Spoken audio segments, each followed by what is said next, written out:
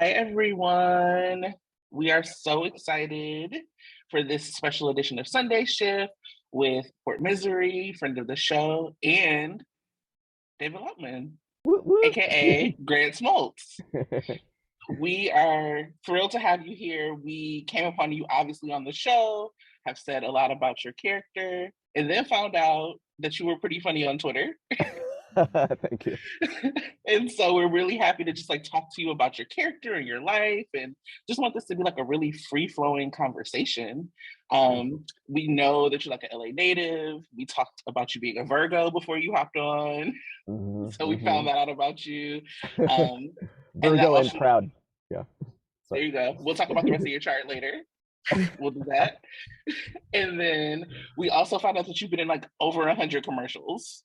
So we have to also get into that. Um, For sure. so just like starting, we call it sometimes an elevator pitch, but what are like 20 seconds of what people should know about you? Wow. Oh my God. 20. That's all I have. 20 seconds. Okay. Yep. Uh, well, I think I'm the type of guy, I don't take myself too seriously. I kind of have, when I first started getting into acting, it was like I was going this serious route, right? Trying to do the drama stuff. But really quickly, I realized like I got into improv comedy.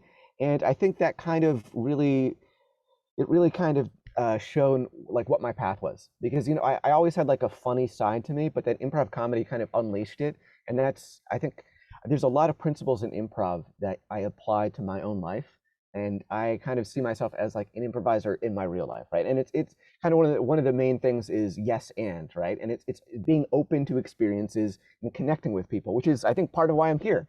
Like you guys, like there was tweets and then there was mentions of me, and then I was just kind of like yes anding, and just continuing, and here we are. So I think in a nutshell, I'm an improviser, and and I think that when you dedicate yourself to that, just to being open, the world changes around you in beautiful ways.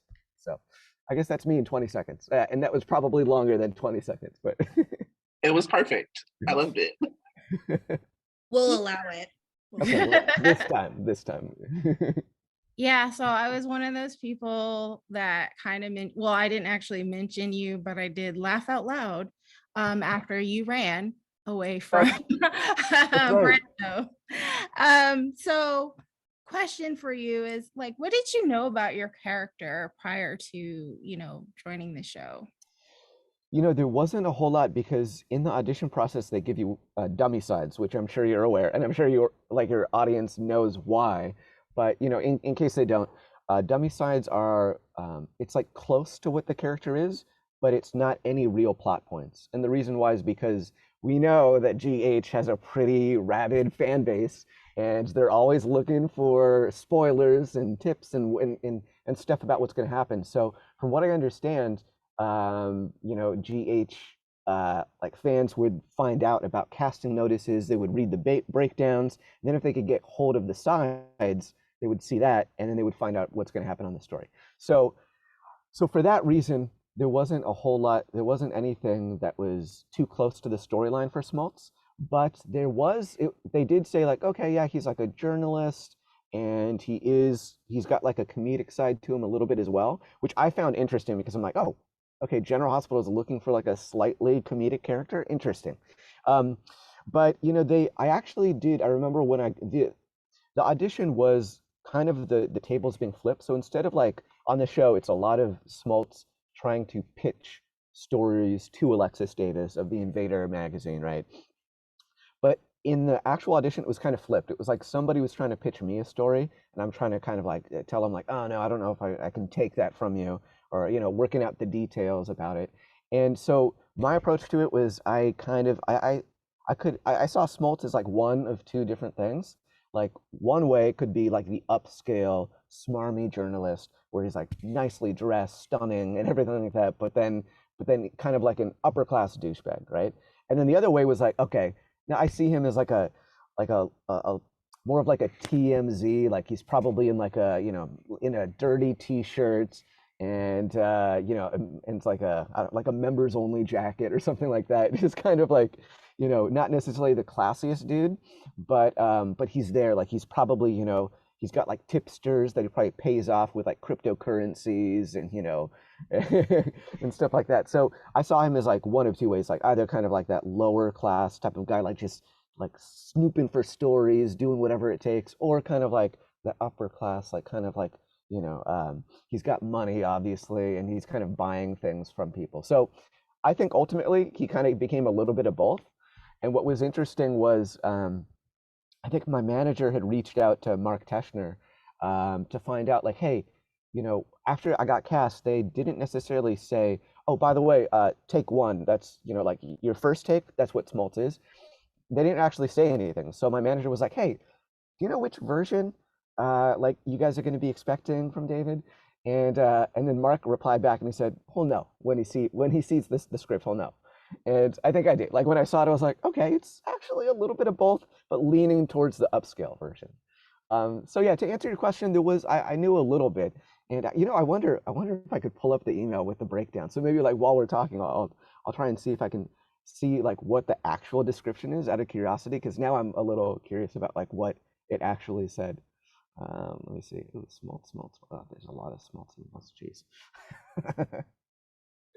But I digress. Yeah. So yeah, in a nutshell, you know what? I'll look for that later because that's going to be super distracting. I mean, it's really interesting that you bring up like the one take, because our next question is actually like how being sort of like a newbie to this genre and like coming in, like how do you get used to that one take, and that's who your character is? Because by the way, like you nailed it. Like that's exactly who we expect chasing the crazy citizens of Port Charles. Okay, thank you. Well, yeah, I think it's interesting you mentioned that because I have a theater background, and in theater, it is that kind of thing where it's like you got to do all this prep because when the lights go on the stage, it's like you got one shot, and if there's mistakes, you roll with it and you keep on going, and that's when like improv can help and whatnot. Like I remember I was in a show, I was in a show called Pulp Shakespeare, which was Quentin Tarantino's Pulp Fiction, as if told by William Shakespeare, and I played like the Zed character from Pulp Fiction, who he's anyways, long story short, he's got like Marcellus Wallace is in stocks, right? And he's got this prisoner held captive. But in the actual show, like in actual, well, in our version, that night we did the show and the stocks just break. And the actor was like, he was like all of a sudden free. And then I had to improvise like in Shakespeare tongue, like telling him like, I think I said like, thy must, or like something like prithee, thy must remain still, or else, something like I don't know what it was, but it's like you're forced to kind of like to innovate, and I think and yeah, so it's kind of similar in this situation for General Hospital. I remember when I got cast, I reached out to a friend of mine, Dan White, who played Elijah Crow on yeah, he was Sonny's side. So actually, he was in Pulp Shakespeare with me. He played the Samuel L. Jackson role.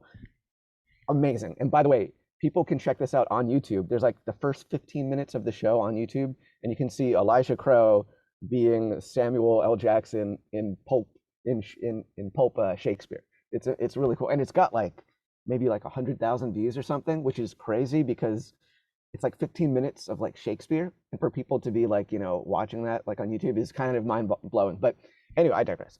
So we've done actually a lot of theater together, and when I found out about General Hospital, he was the first person I called because I was like, hey man, what do I expect? And he's like, bro, it's going to be just like theater. It's like you're going to have like really be ready to nail it on that first take because you're not going to get two or three. And it's like if you do get two or three, like that's a blessing almost, and it's generally not going to happen, and you don't want it to be that you're the reason why they're doing two or three takes.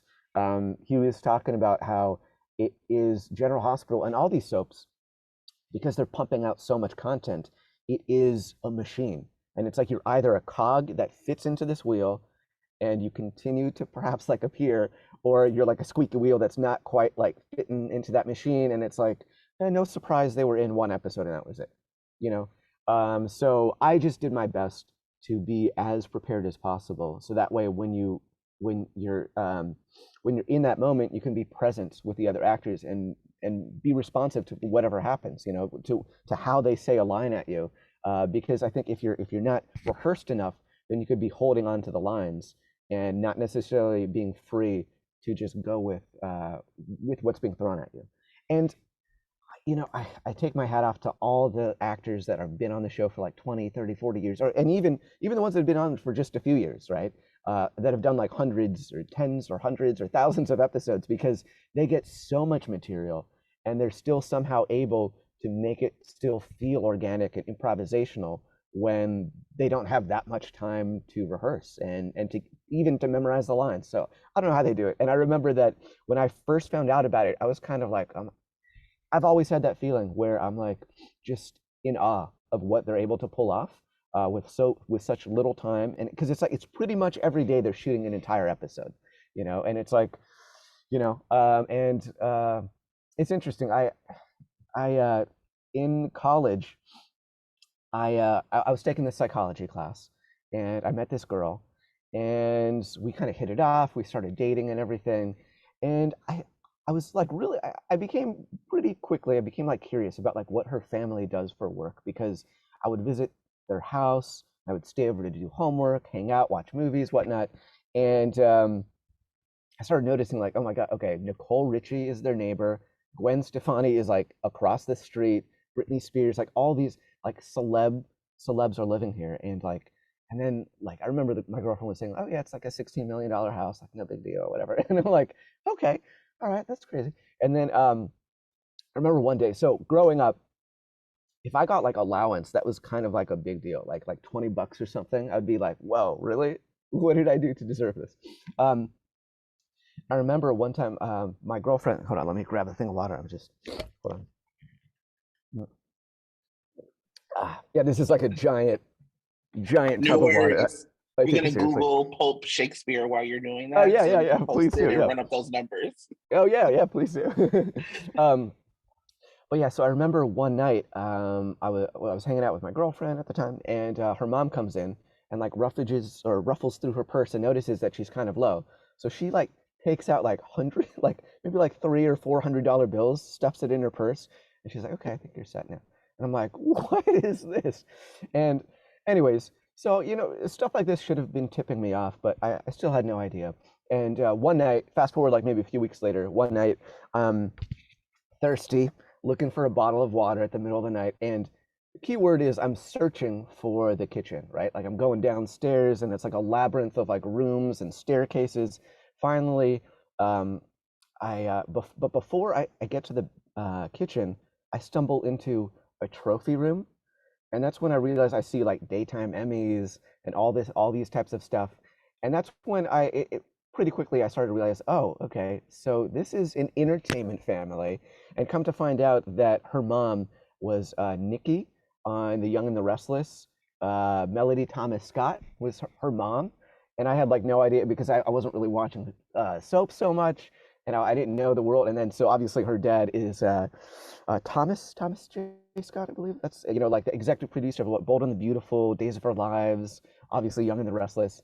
So that was like kind of my first interaction with soap royalty, I guess. And then from there, I remember going to I think her makeup artist on the show got married, and then there was like this amazing wedding we went down to at the Four Seasons Hotel in I think in like Santa Barbara, and then there were all these soap stars, and I'm like, wow, this is crazy. So yeah, that was my first like foray into the soap world, and quite a big step too. Yeah. I love you casually dropping that. Yeah, it was just, and I remember I told I think one of my first days there, I was like talking to Nancy, and I think Nancy and them are friends, so I kind of casually brought it up, and she's like, oh yeah, I love Melody, she's great. And so it was really kind of interesting, yeah, that I don't know, I guess I kind of, Smoltz and David, they just kind of have the scoop, of stuff that's going on, which then actually kind of leads into how I was shocked that Frank Valentini trusted me with some show secrets before they happened. Like when Harmony got killed off, he told me, like, obviously, like, there's a gap, like 1 month before the show is released on air is when they shoot it. So yeah, a month before he told me, and that was actually before I shot the scene with Cynthia Watros, where I kind of like I just like walk right into her house, like no big deal. I'm just gonna follow you inside, even though you clearly hate me and want to have nothing to do with me. You don't answer my calls. You're pretty much like trying to get as far away from Smoltz as possible, and I'm just gonna casually walk into your house, and then you're gonna call as you're calling security on me, which is the key word. But yeah, right before we shot that scene, he told me, and I was like, oh my, that's I think when I felt the most like Smoltz as David Lautman, being like trusted with these show secrets. Because from what I understand, Frank is very tight-lipped about anything like that.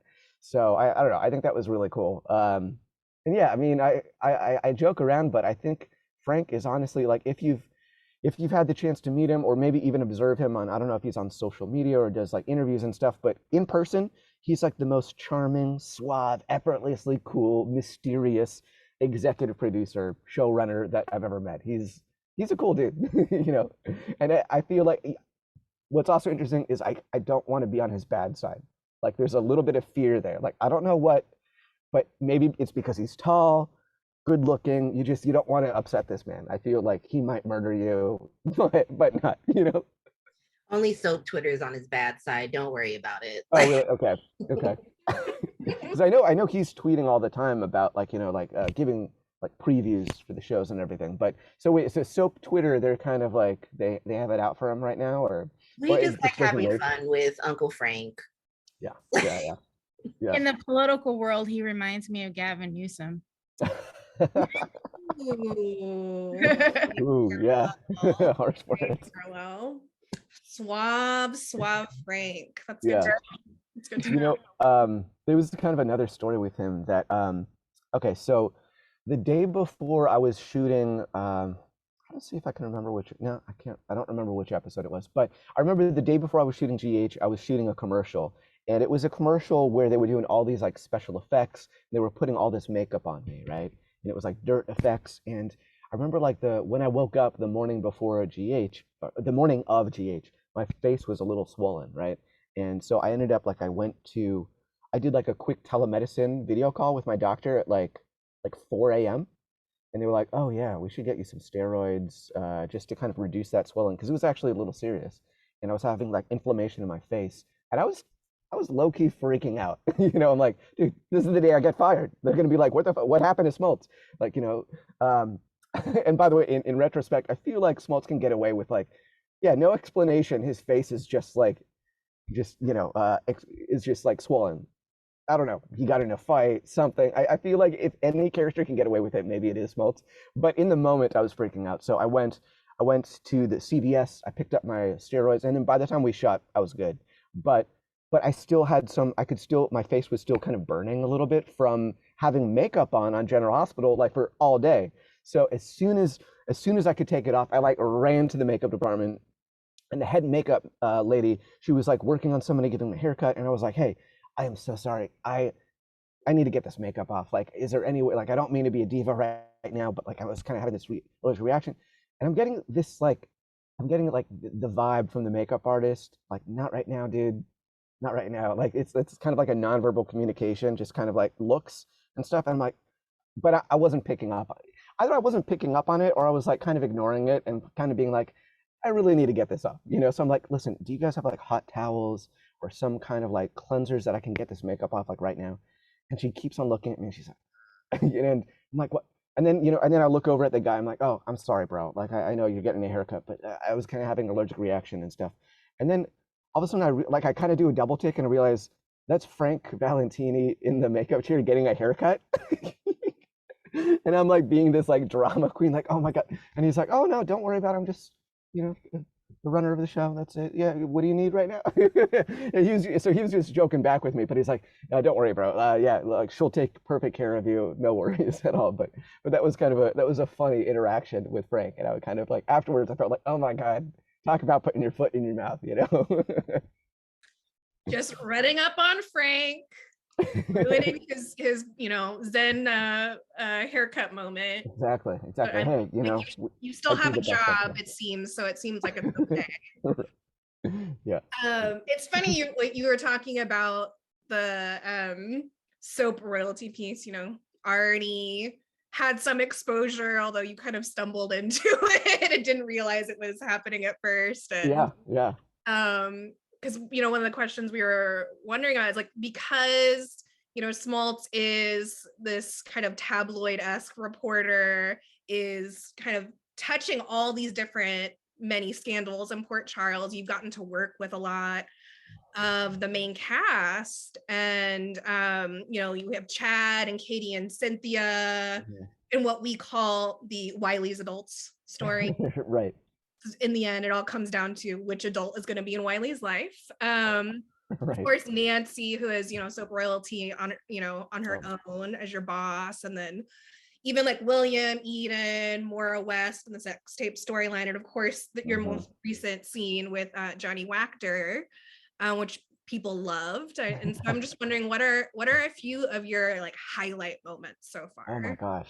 Okay, well, first I got to say that's one of my favorite things about Smoltz. And by the way, I did pull up the breakdown in case you're curious. Smoltz, 25 to 30 years old, male. He is a huckster trying to make a name in tabloid journalism by pitching shady articles. This is a fun comedic day player.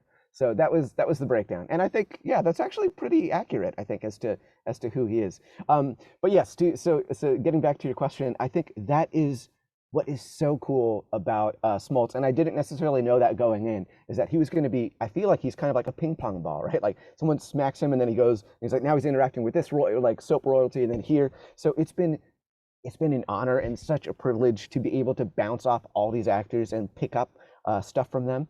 I think Nancy, I've had the majority of my work with, and Nancy has been one of the sweetest. It's so weird because you would think that on a tight running show like that, because I've been on other shows where it's like you see like the main cast, it's very cliquey, and to kind of like you go in as a day player and it's kind of hard to connect.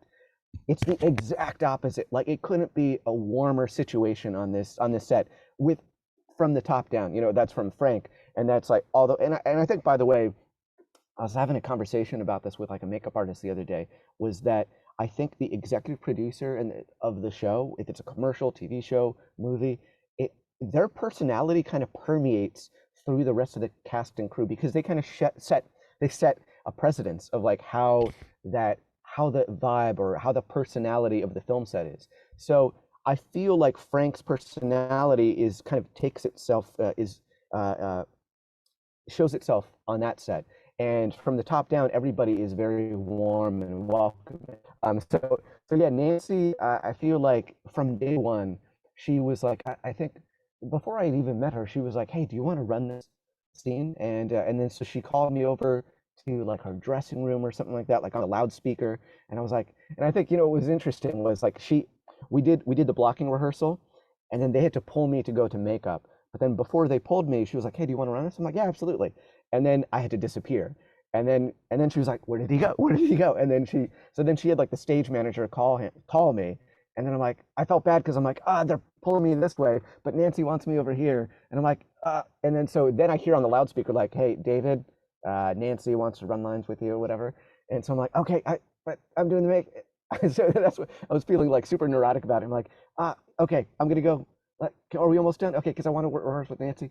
And Nancy has been like, I think actually she's kind of the only one where after she's the only one so far that has been, Chad has also done this, where it's like, hey, let's just run the lines. Let's just speed through the lines like a bunch of times before we shoot. So sometimes, generally, that'll happen like after the tech rehearsal and in between the shoot. So it's like maybe there's like a 3 to 5 minutes where they figure out all the blocking for the cameras, and then they shoot it. So right then it's like we will just speed through everything really quickly. And what's interesting also about Nancy is that she like from the very beginning, from that first day, she said to me, and kind of like out loud for like everybody to hear, that she really was enjoying our chemistry and just our vibe together, and that she wanted to see how that could be blown out, right? And to be her kind of like her sidekick, and I'm like, hey, I'm down to do whatever you need. I could do a little bit of light cleaning, do some hole punching, staple your papers for. I'll do whatever you need, honey. You know, thank God that's not what I had to do. I think it would have been disappointed if all I came back to do was just do some light sweeping around her office, because that office is pretty sparkling clean. So I don't know who is in charge of making sure that office is clean, but yeah. So I think moving forward, as episodes were progressing, she was also very protective of making sure that Smoltz isn't portrayed as like this super villain that doesn't have any kind of redeeming side. And she wanted to show that there can be that other side to the character where he could be like a he could be the what's the right word? Yeah, I know I was going to use like a fancy word like the transit or what. Okay, you know, he could have like the a side of him where he redeems himself, right? And he can do some stories for good. And I think in her performance you can see some of that, where it's like, yes, sometimes we're like really feuding, but you can tell that she does like him on a certain level, because otherwise she just wouldn't be tolerating him at all. And to a certain extent, I think she also respects that he is a good writer, but isn't always necessarily going to admit that to his face, because you know, for obvious reasons, because I think it's like a control thing, right?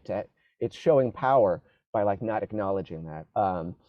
Although when I do talk about that story, I think when I'm like pitching to her the story about Nina Reeves that I'm collaborating with Michael on, that's I think when she realizes like, yeah, this could work, you know.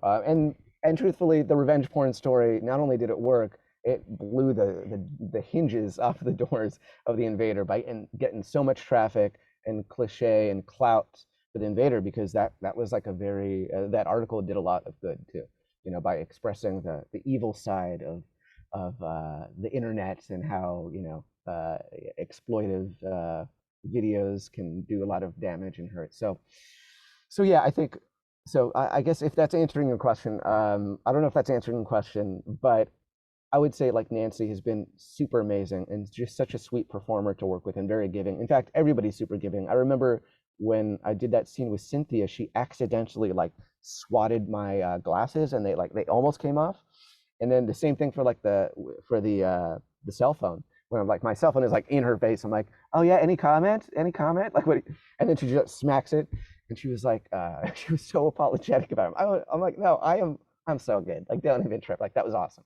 And actually, like on that same note, I think Brando, it was the same way with Brando because we actually had the first time we did that altercation, he grabs me. And actually, by the way, this is a tip, not a tip, but like a little maybe Easter egg. When they cut to my reaction shot, I actually have a little bit of like a mark over here. It's because when he grabbed me, he accidentally like really grabbed me, and then like instantly there was like this little mark, and that's the coverage that they cut to. But in the actual scene, he never actually gets a hold of me. Like he charges to me, and then Chad like blocks him and like holds him back.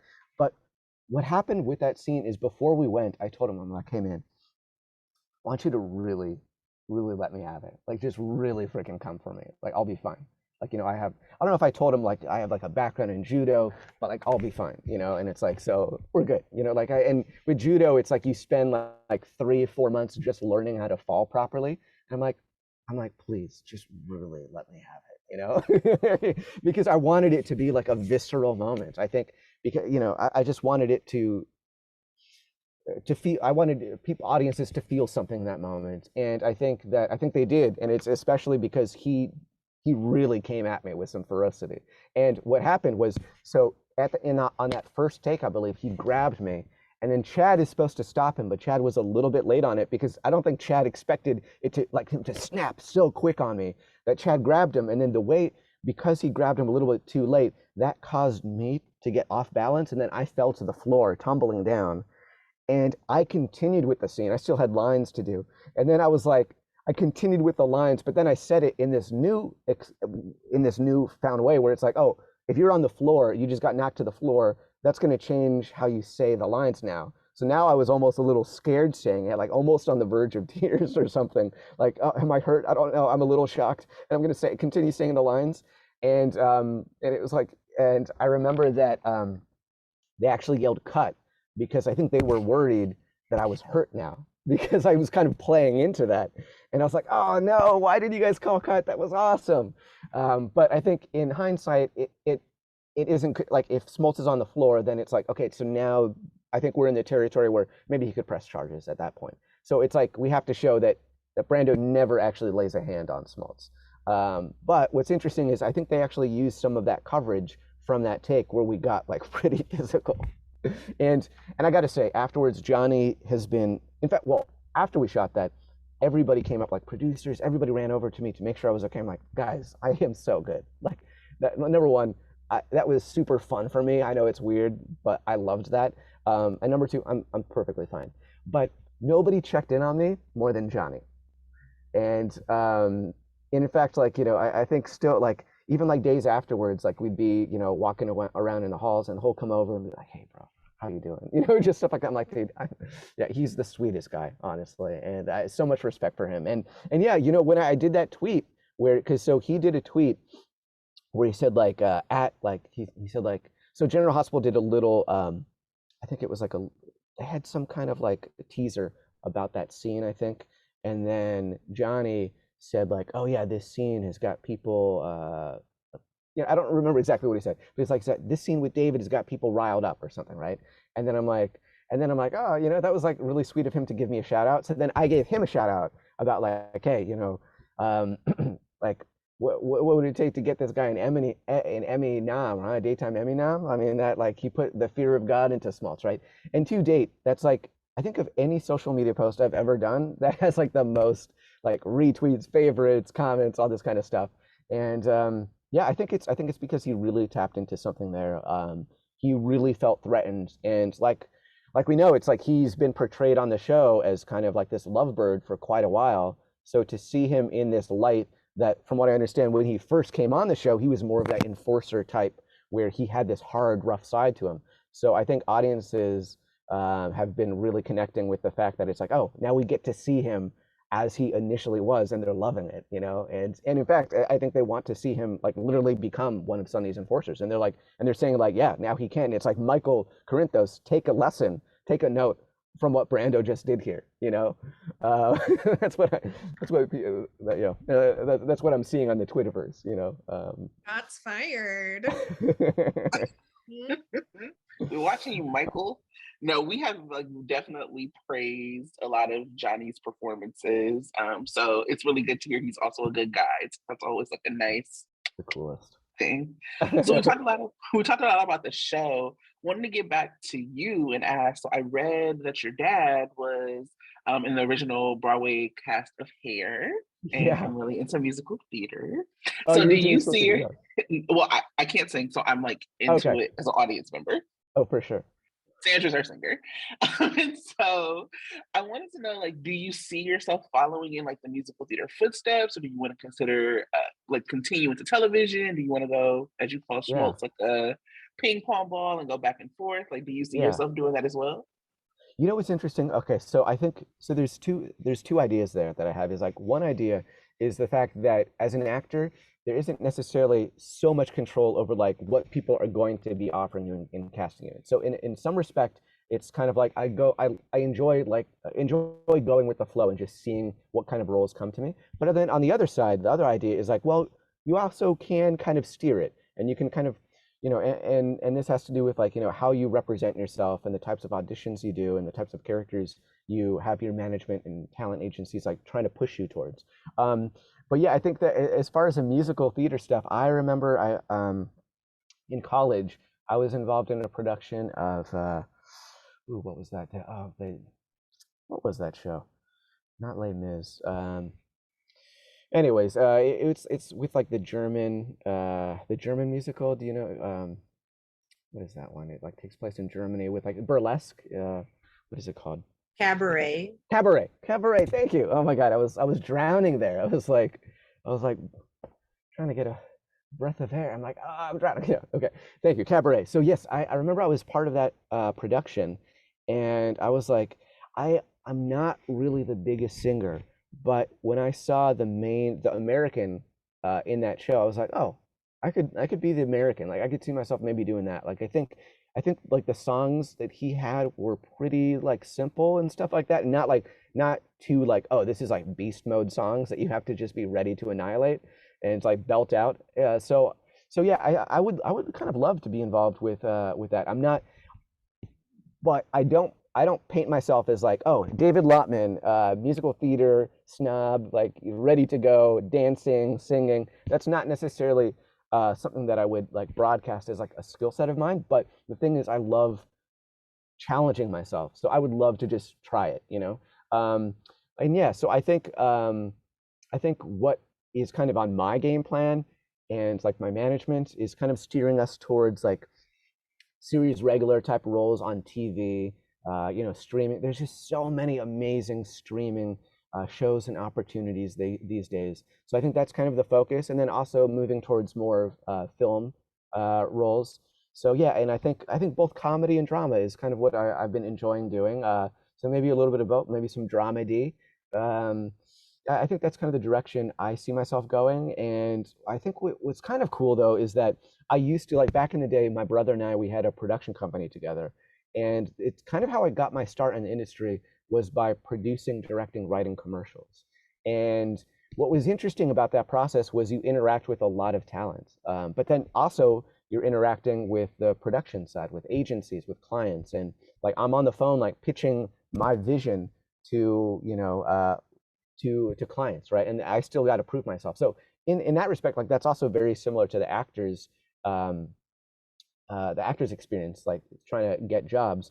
But I think the biggest thing that I learned from there was that when you are production and you're interacting with other talent that have an understanding of production, and it's like maybe they've written, directed, produced their own stuff, they end up being like I don't know, like more collaborative, more open to like being problem solvers, as opposed to people that are like, oh, I just do acting.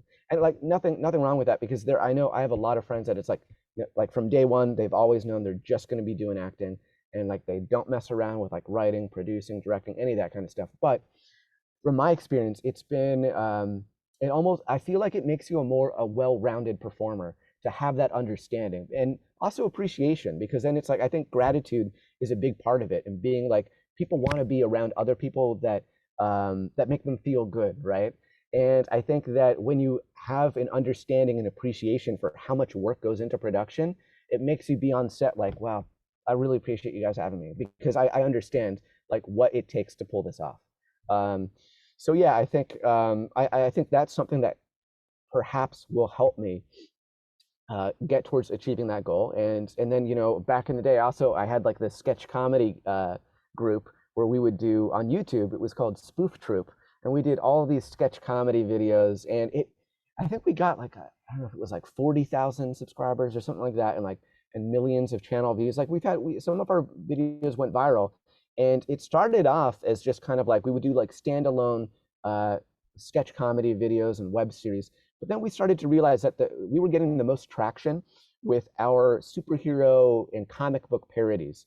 So we kind of quickly became like, okay, yeah, let's do more like Marvel, DC stuff where we parody the movies that are coming out. Like I know I was like a 1960s Robin in one, dressed up like pretty much in a leotard. Like I mean, he's in the tights, in that whole outfit. And then yeah, so I think we got a lot of traction doing that. But that was a very big learning opportunity for me to be on a comedic set and see how collaborative that is, where it's like, yeah, we want you and we're kind of expecting you to come to the table with jokes. So either you have stuff written or you could just improvise in the moment and come up with new stuff, because we won't know until the edit what works. So let's just get a bunch of options and then we'll figure it out later.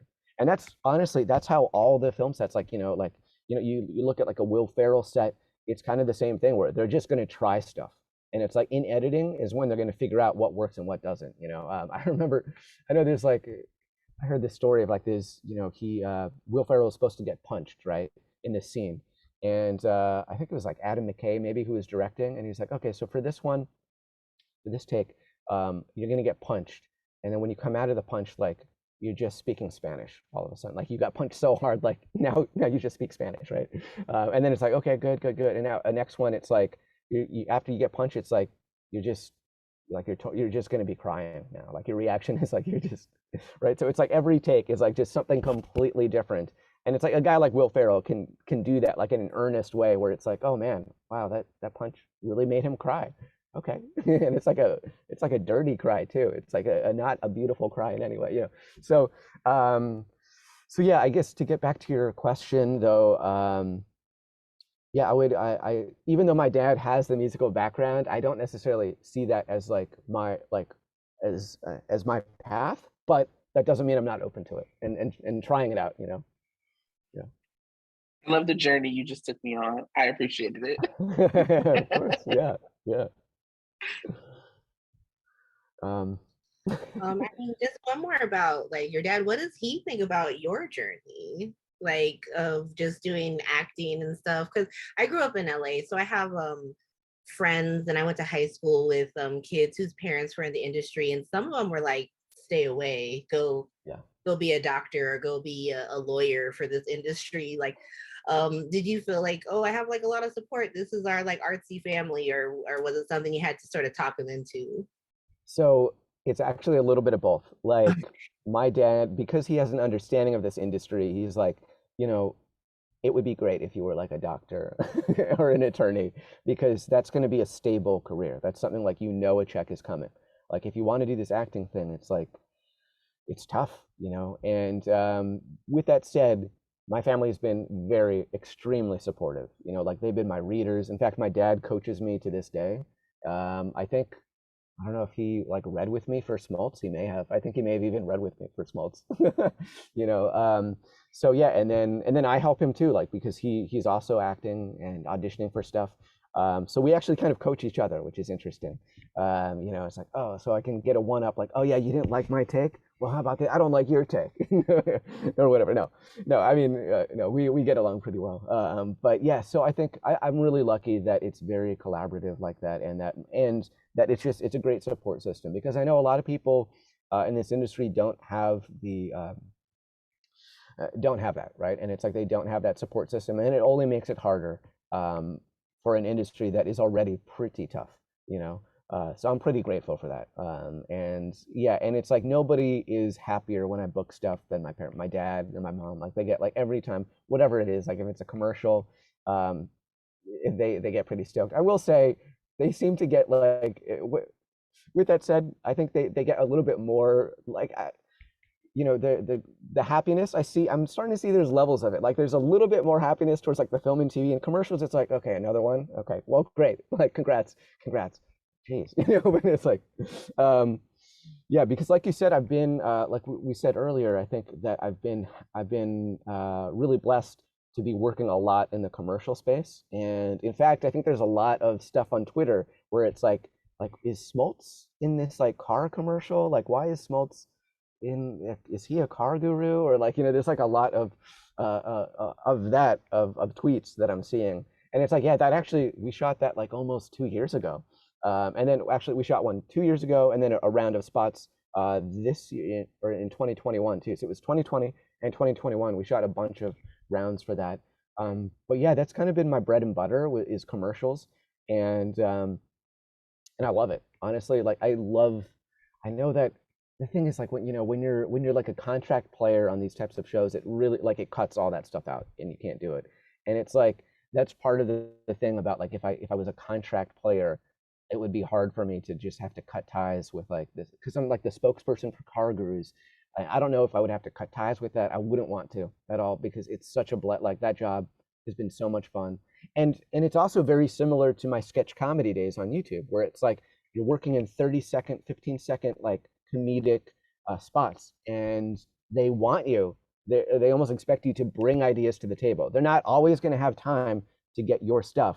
I mean, I've shot a lot of commercials where it's like they've only been able to do what they want and it's like they haven't been able to throw the ball my direction, but when they do it's like I have stuff in my pocket ready to go, or I'll just like be in the moment and just kind of like roll off the other actors and see what happens. But yeah, commercials have been an incredible blessing, and it's what's great is you also shoot them really quickly. It's like generally one day and you're done, and yeah, so yeah, that's been a lot of fun too, and it's something that I wouldn't really want to part with. So I'd have to really consider that if I was offered like, a contract type of player. So, you know. So, right now with Smoltz, we don't have very much of a background. We don't know, what your story is. And so if GH were to give you some roots, like, is there a particular family you'd probably want to be a part of? Ooh, that's interesting. Okay, let me ask you, let me switch the tables. Like, do you think that there would be a specific family that would be best suited for him? I'm curious, like, because I'm actually not like the biggest. Okay, when I'm interacting with, like, I get a script and then I see like, okay, I'm talking about like Nell, right? Nell Benson. So I'm like, who's Nell? I look it up, and thank God for the GH. What is this? The site.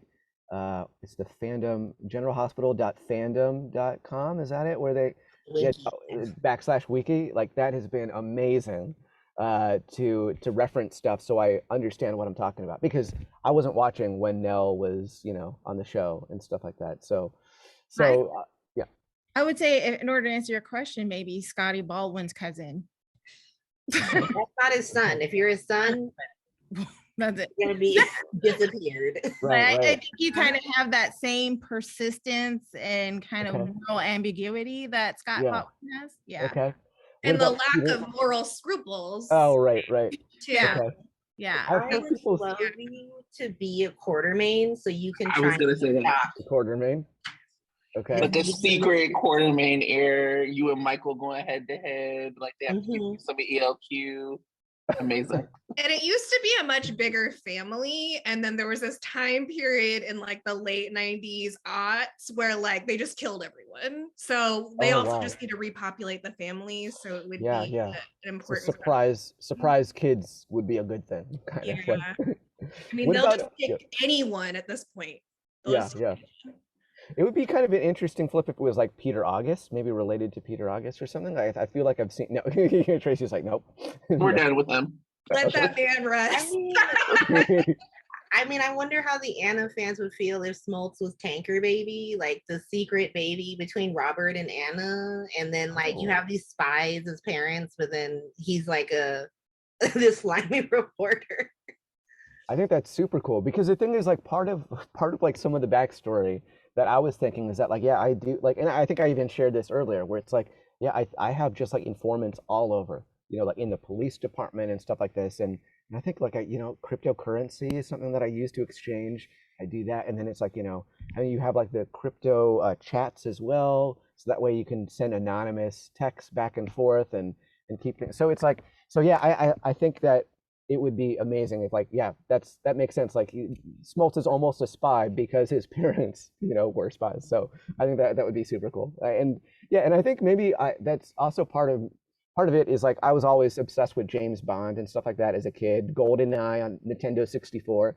So I think to incorporate some of that to my backstory is maybe like I don't know, maybe a little greedy on my part, because it's like, that sounds like super cool, like, but I think for him to kind of like, I mean, how else does he get all these stories, like all the insight? It's like, when Sasha runs over Harmony, like, he's the first to find out, so it's like, how is he like police scanners?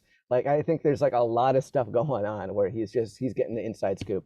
But and you also see it when Felty, the paparazzo, when he pays off the I think it's like the waiter gives like a little tip, and you literally see, like, I don't know if it was $100 bill or like a $5 bill or what it was, but he hands it off to the guy. I'm like, yep, see, that's exactly what I'm talking about. That's what's going on behind closed doors. Although that was like pretty overt, like anybody could have seen that. Like, they were not secretive. Like, that could have been, if it was me, it would have been a handshake for me, so people don't see it. He was like, boom, like, here's the money, I digress. But maybe, so I think, the spy. Digress anytime with us. I'll go with the spy family. That's my choice. I'm gonna, Tara, thank you. Now we got to make that happen. Who knew that Smoltz had so much discretion? But that is a good note for your paparazzo friend. Just be flashing the bribe money everywhere. Right, exactly. Yeah, bribe money. It's important. That's how this town gets moving and grooving. It's all, That is true. right? That I mean, is. maybe literally. Yeah. Right? Don't tell Frank. Don't tell Frank. Yeah. So, you know, your character is a bit of a troll, or that's how we received him. And at first, you know, we as fans we were ready to see him go. We were ready to see him. We were like, Schmaltz is gonna die. Yeah. We got. I think that's the video that I reacted to, right? Where it's like that, where Tracy's like, Smoltz, I never he's wanted gotta Smoltz go. to die. You were like, Right. And it was like he needs to destroy Nina first. Yes, we've been we requested. We wish that the show would actually release your article about Nina so that we could actually read it, because we're dying to know. Oh my god, that would be so cool. So and you've been interacting a lot. I think that's really helped also the fan base to kind of get a sense of maybe Schmaltz beyond like what we see on the show, but also like a little bit of you. So how much of the trolliness ends with Smoltz, and how much of it do you actually carry through in your own personality?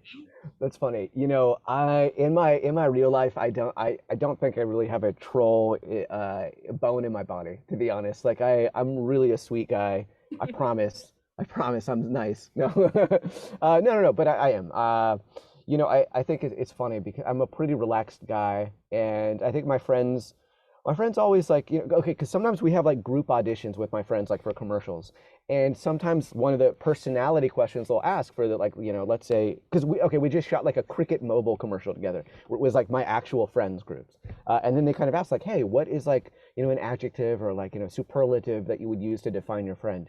And then so somebody said like, David is just chill. Like the second he walks in the room, like everybody just relaxes. And he's got like this very calming vibe about him, you know?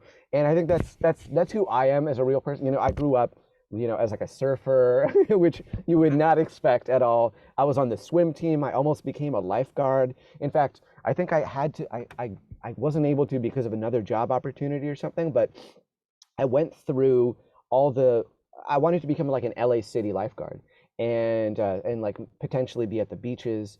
And so pretty much I passed all the tests. All I needed to do was go to rookie school and then pass rookie school, and then I would have been a lifeguard. You know, so I played water polo, even though I'm like 5'8", which is not like, and I was competing against dudes that are like, I don't know how tall they are, like 8'9" or something. That's what it seems like. It seems like and I wasn't the shortest guy on the swim team. So there was a few other guys that were shorter. So I'll give them that, you know.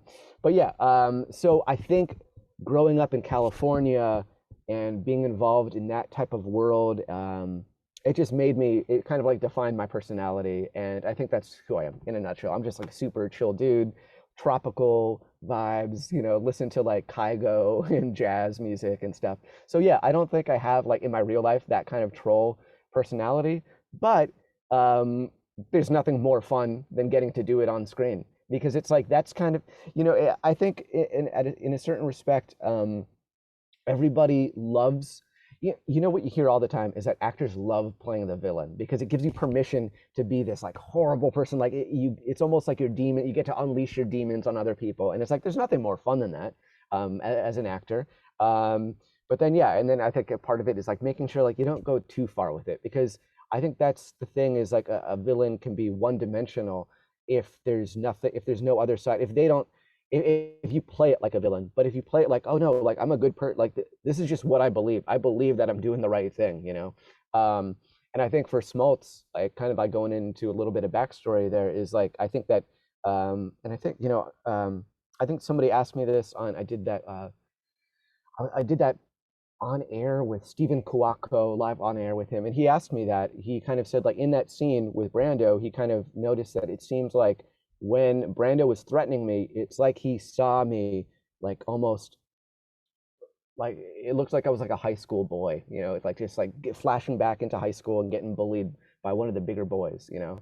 And I'm like, that's exactly who Smoltz is. Like I don't know how you were able, you know, to lock in, like very perceptive to see that, because that's part of the backstory. It's like part of why Smoltz is so aggressive is because in his past he had his power taken away from him in his high school and college career. He was bullied by others, you know, because he's a nerdy guy, smart. Typically, people that are smart, intelligent, and have like interesting quirks aren't necessarily the most popular and are easy targets for bullies. Like, you know, and I think that's the thing is like bullies generally aren't too smart. And it's like when they see a target, it's like, hey, there's a target. Let me make fun of this dude. What do you got? Like four, you know, stupid jokes, like 4-eye jokes. You know, it's like, come on, be a little bit more creative than the 4-eye joke.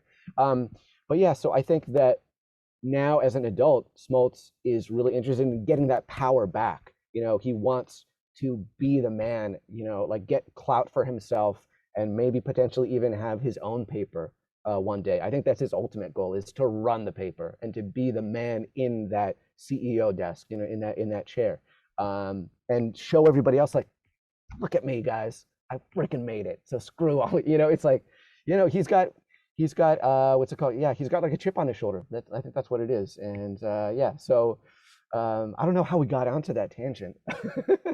It's all part of the plan. All part of the plan. Yeah, yeah. Because speaking of that, I was gonna say, since we never know what's gonna happen on this show, things change. Say if your character was to get yeeted from the mortal coil of Port Charles, who would you want to do this? I mean, like, this is like a game of Clue. Who is doing it, where, and with what? Because you're in a lot of storylines with a lot of dangerous people. I mean, you have the Corinthos family who Smoltz is stalking. I mean, he's making money. They're helping each other, but that could turn quickly. But then also, we love Queen Nancy, but Alexis Davis has murdered several people throughout her years on this show. And so watch out for that. Watch out for Alexis in her car. Yeah. But who would you want to be, would you want Smoltz to be offed by? It's a great honor to be. Yeah, no, totally. To get yeeted, of course, yeah. No, that first of all, that'd be cool. That'd be really cool. You know, I think it kind of reminds me of like I used to be into like The Walking Dead, AMC's The Walking Dead, and from what I heard, like anytime they would kill off a character, they would hold like a main character on the show, they would have like this big dinner, like it was like a goodbye dinner, and it's like, you know, that like if you're at this dinner, like someone's getting killed off or whatever. But yeah, I guess to answer your question, I think I don't know. I think maybe it's kind of an easy answer, but I would say I think like to be, because I haven't connected with Sonny Corinthos yet, and I've been interacting with a lot of people that are connected with him, and I don't know. I think if he was the guy to do it, that would be pretty awesome. Just because it's like, yeah, it would make sense. I think. So maybe it's like the logical answer, but then like maybe like an illogical fun answer would be maybe. Would it be Alexis? Maybe Alexis does it. Yeah, because it's like I think maybe not as like as expected, because you feel like, oh, they're actually really collaborating together, and it's like she's gonna have to work hard to really bury this and get rid of like all the clues, because they have clearly been working together for a while. So she would have a lot of work on her part to clear up that murder and make it really clean. So that would be interesting. And yeah, and I would, man, like as David Lautman. And as Smoltz, I'd feel like betrayed. I was like, man, I thought we had something going here, you know? And I think that would be awesome. Betrayal always comes from the ones we are closest to. Exactly. What? Keep your friends close and your enemies closer, right? Is that? Watching you, Nancy. Watching you. Watching you, Nancy. Yeah. Well, we hope we get to keep Smoltz. You know, you brought us in, and plus your paparazzi friend is a lot more skeezy. So like we're like, oh no, he gotta go. Smoltz. Yeah, that's who has to go. He's up to some no good. He's a no good Nick, right? Yeah.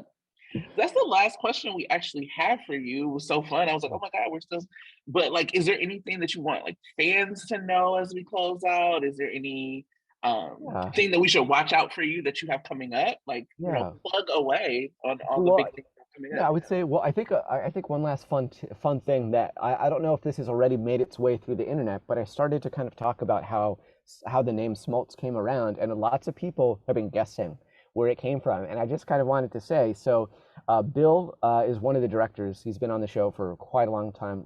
Luddle, I think that's how you pronounce it, Luddle or Liddell. Liddell sounds cooler because like Chuck Liddell, but I'm pretty sure it's Luddle, Bill Luddle. And so he came up to me and we were talking because I think there was one of the camera operators. She was saying like she was like calling me Schmaltz or something like that. And I think even Alexis was, you know what? That's how it happened. On our first day, Alexis was like, "Can I call him Schmaltz?" You know, like the SH sound, or yeah, I think Schmaltz. And he's like, "No, it has to be Smoltz." And she's like, "Why?" And he's like, "Well, it's kind of like a joke." And so, Smoltz is supposed to be really good at coming in with stories, pitching it to the invader, right? Which is why his name comes from a baseball pitcher, John Smoltz.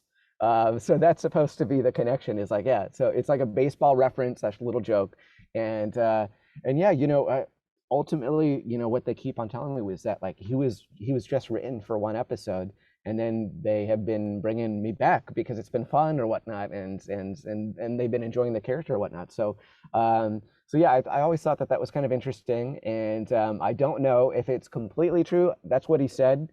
I don't know if this was a confirmed thing, but interesting nonetheless. And on Twitter, I've seen people be like, is he named after like John Smoltz, the baseball pitcher?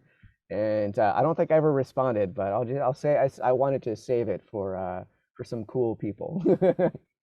An exclusive. Exclusive, Wow. Yes. Exactly. So where yeah. can we find you? Is there any, I mean, obviously we're gonna link to your YouTube. Yeah. You clearly are gonna go like binge those. But is there anything else that you have, like any projects you have coming up, anything you want to plug for soap fans? Because we are very loyal. Yeah. I mean, well, besides like just a bunch of commercials that are in the pipeline, I know I have like a line on Angeline, the TV show with Emmy Rossum. She's playing Angeline, like the 19, I think it was like 80s, like she was like kind of the original Kardashian, if you will. Like she created that like being famous for just being famous. And so she's the one that she would drive the pink Corvette all around Los Angeles wearing the pink outfit with the blonde hair and everything, and always in pink. And I've actually bumped into her a few times like in real life. But yeah, so I did actually kind of a fun fact about this. I initially auditioned to be her dad on the show. And in a flashback scene to like the 1940s when her family is immigrating from, I think it was actually after the Holocaust, they were immigrating to Israel, I think. So I was on this boat and the whole scene was in Yiddish. And my dad, he was born in a displaced persons camp at the end of the Holocaust. He speaks fluent Yiddish. So he coached me on that scene. And after that, I didn't get that role. But then I think after that, they were like, "Oh, okay, let's give him something." So I think they just threw that. I don't know for sure, but it feels like okay, they threw that at me because they wanted to give me something. It felt like because that would have been a really dope role to be her dad in that scene. But yeah, so anyways, that's coming out soon. I think at the end of the month, and then maybe a few months later, I did an episode of Hunters. I think it's the name of the episode is called The House. And so that's season 2, I believe episode 7. And that's a really interesting show with Al Pacino where he plays a Nazi hunting rabbi, which it's crazy. I don't know if you guys have seen it, but it's a really interesting show. It's actually almost got some like comic book elements to it. It feels like a comic book, like they're superheroes, like fighting against the Nazis, Nazi war criminals and whatnot. So I play a Jew in hiding during the Holocaust. And my character is kind of like, he kind of ends up sacrificing himself to help the other Jews escape. So I get like a few scenes in there. It was so much fun and also very cathartic for me as, because I grew up hearing stories from my dad about like how not all of his family survived and how some of his family were murdered by the Nazis. And along with stories of amazing miracles, of how like one story was like they were crossing the border. I don't know if it was like, I don't know which border. It was like they were trying to get out of Germany. And they were crossing this border, and it was like this field this field is known for like they have the, I don't, not SS officers, but they have like Nazi soldiers that are just constantly monitoring this field because Jews like are trying to get to it, and then they would run across, and then like they would be in freedom technically, or at least a safer space. So this field was like known for like Jews would like try to go there to run across, and my grandmother and my uncle, my dad wasn't born yet, they were on this field trying to run towards the border, and they were running, and then they heard like a twig snap, and they turn around, and it's like a guy, it's a Nazi soldier with his rifle, and he looked at them, he had the rifle, and he put it down, and he's like, run, right? And he just put the rifle down, and he let them go. And this is like a spot that was known for like, yeah, it's like everybody tries to go here to get across the border, because it's like, then you're kind of like in safety. And so there were so many amazing stories. So growing up, the reason why I mentioned that is because growing up, I always felt like, oh, like you're powerless, kind of like Smoltz, like powerless to, against bullies and whatnot. Actually, not a good example at all, like Smoltz and that. But, like as far as feeling that there was nothing that I could do about it. Like this was like almost like 90 years ago. And I think we just had Holocaust Remembrance Day, like just a few weeks back. And I've always felt like, man, like I wish there was something I could have done, if it's like go into a time machine with like technology or something, or maybe just go back and fight. And when I did this show, it was like, because the production value is so high, it has this effect on your brain where it's very scary, because it was so real, like being on these sets, that just the attention to detail, and then seeing the SS officers with like all the uniforms, which is like just every patch and stitch on their outfits are, for precision and accuracy. So I was on that set, and I felt like I almost like in a I don't know, in an existential way, I felt like I was really being able to contribute and do something for my people, which is, I know it's like almost like weird actor talk or something, but in a certain way it was very cathartic for me. And yeah, so that is coming out, I think, in a few months, hopefully. I don't know exactly when it's going to be released, but I think GH fans might get a kick out of seeing me do something completely different. I got like a giant beard in it, like a yeah, and that episode actually has a lot of, speaking of, we were talking about Quentin Tarantino earlier, that episode has a lot of Tarantino's vibes from Inglourious Bastards, where I don't know if you remember, like the Jews underneath the floorboard, very similar kind of theme. So I think I'm really excited for that one to come out. In fact, I just did we just had an ADR session, maybe like a few weeks back for it, and that was super fun. And then I got to see some footage, and I was like blown away. Like it looks freaking awesome. So I can't wait for that to come out soon. Yeah. Oh, and then yeah, I guess you could follow me like as far as answering like where people can follow me, at David Lautman, at David Lautman on Instagram and Twitter. That's where I'm most active. Yeah. Thank you so much, David, for everything, for also showing that really beautiful like personal story here at the end. There is something about getting to like kind of tap into some ancestral healing when we get to explore the stories of the people who made us who we are. Yeah, and we just really appreciate how generous you've been with your stories and sharing yourself with us. Yourself, who is very different than Smoltz. Thank you. Yeah.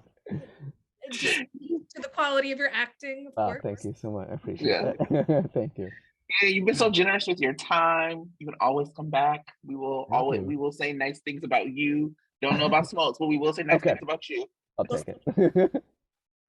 Thank you. It's been a pleasure. It's a pleasure to have you. Thank you. Of course. Thank you so much. It was a pleasure to meet all of you. Tanya, Tara, Sandra, Tracy.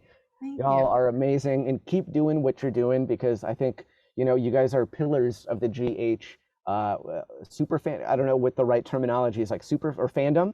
So I think you guys are awesome at what you're doing. So keep on doing it, because we need you. Like all of us. And I am a nerd. So myself, like I used to be like way into Harry Potter fan fiction and stuff. I would read all that. So I'm all about all the fandoms and being really into having certain things that's like, yeah, this is my deal. Like I love this show and whatnot. So I have so much respect for what you guys do. I think it's so awesome. So please continue doing it. Thank you. And since you dropped Harry Potter, you got to tell us what house you are. Oh, what house? Gryffindor. I mean, right? Oh, but Smoltz is definitely. Can we? Any guess? Slytherin. Yeah, of course. You know what? I think somebody actually even asked me on Twitter what house Smoltz is in, and I'm like, well, given the fact that he speaks Parseltongue, I think it's pretty obvious that he's Slytherin. Yeah. It was me. It was you. Yeah, that was you, Tracy. Right. Yeah. Yes. Yeah, that's right. All right. Well, thank you so Awesome. much. Of course. All right, guys. Thank you so much for having me. Later. It was so much Bye. fun. All right, take care. Bye. Bye. Wow. Welcome back. That was an amazing interview. And excited to talk about the rest of the week with y'all and the Daytime Emmy noms. I'm not gonna do a traditional recap. We've seen the show. It was actually, I found it pretty boring this week. And I will just link to Soap Central's recaps if you want to read that.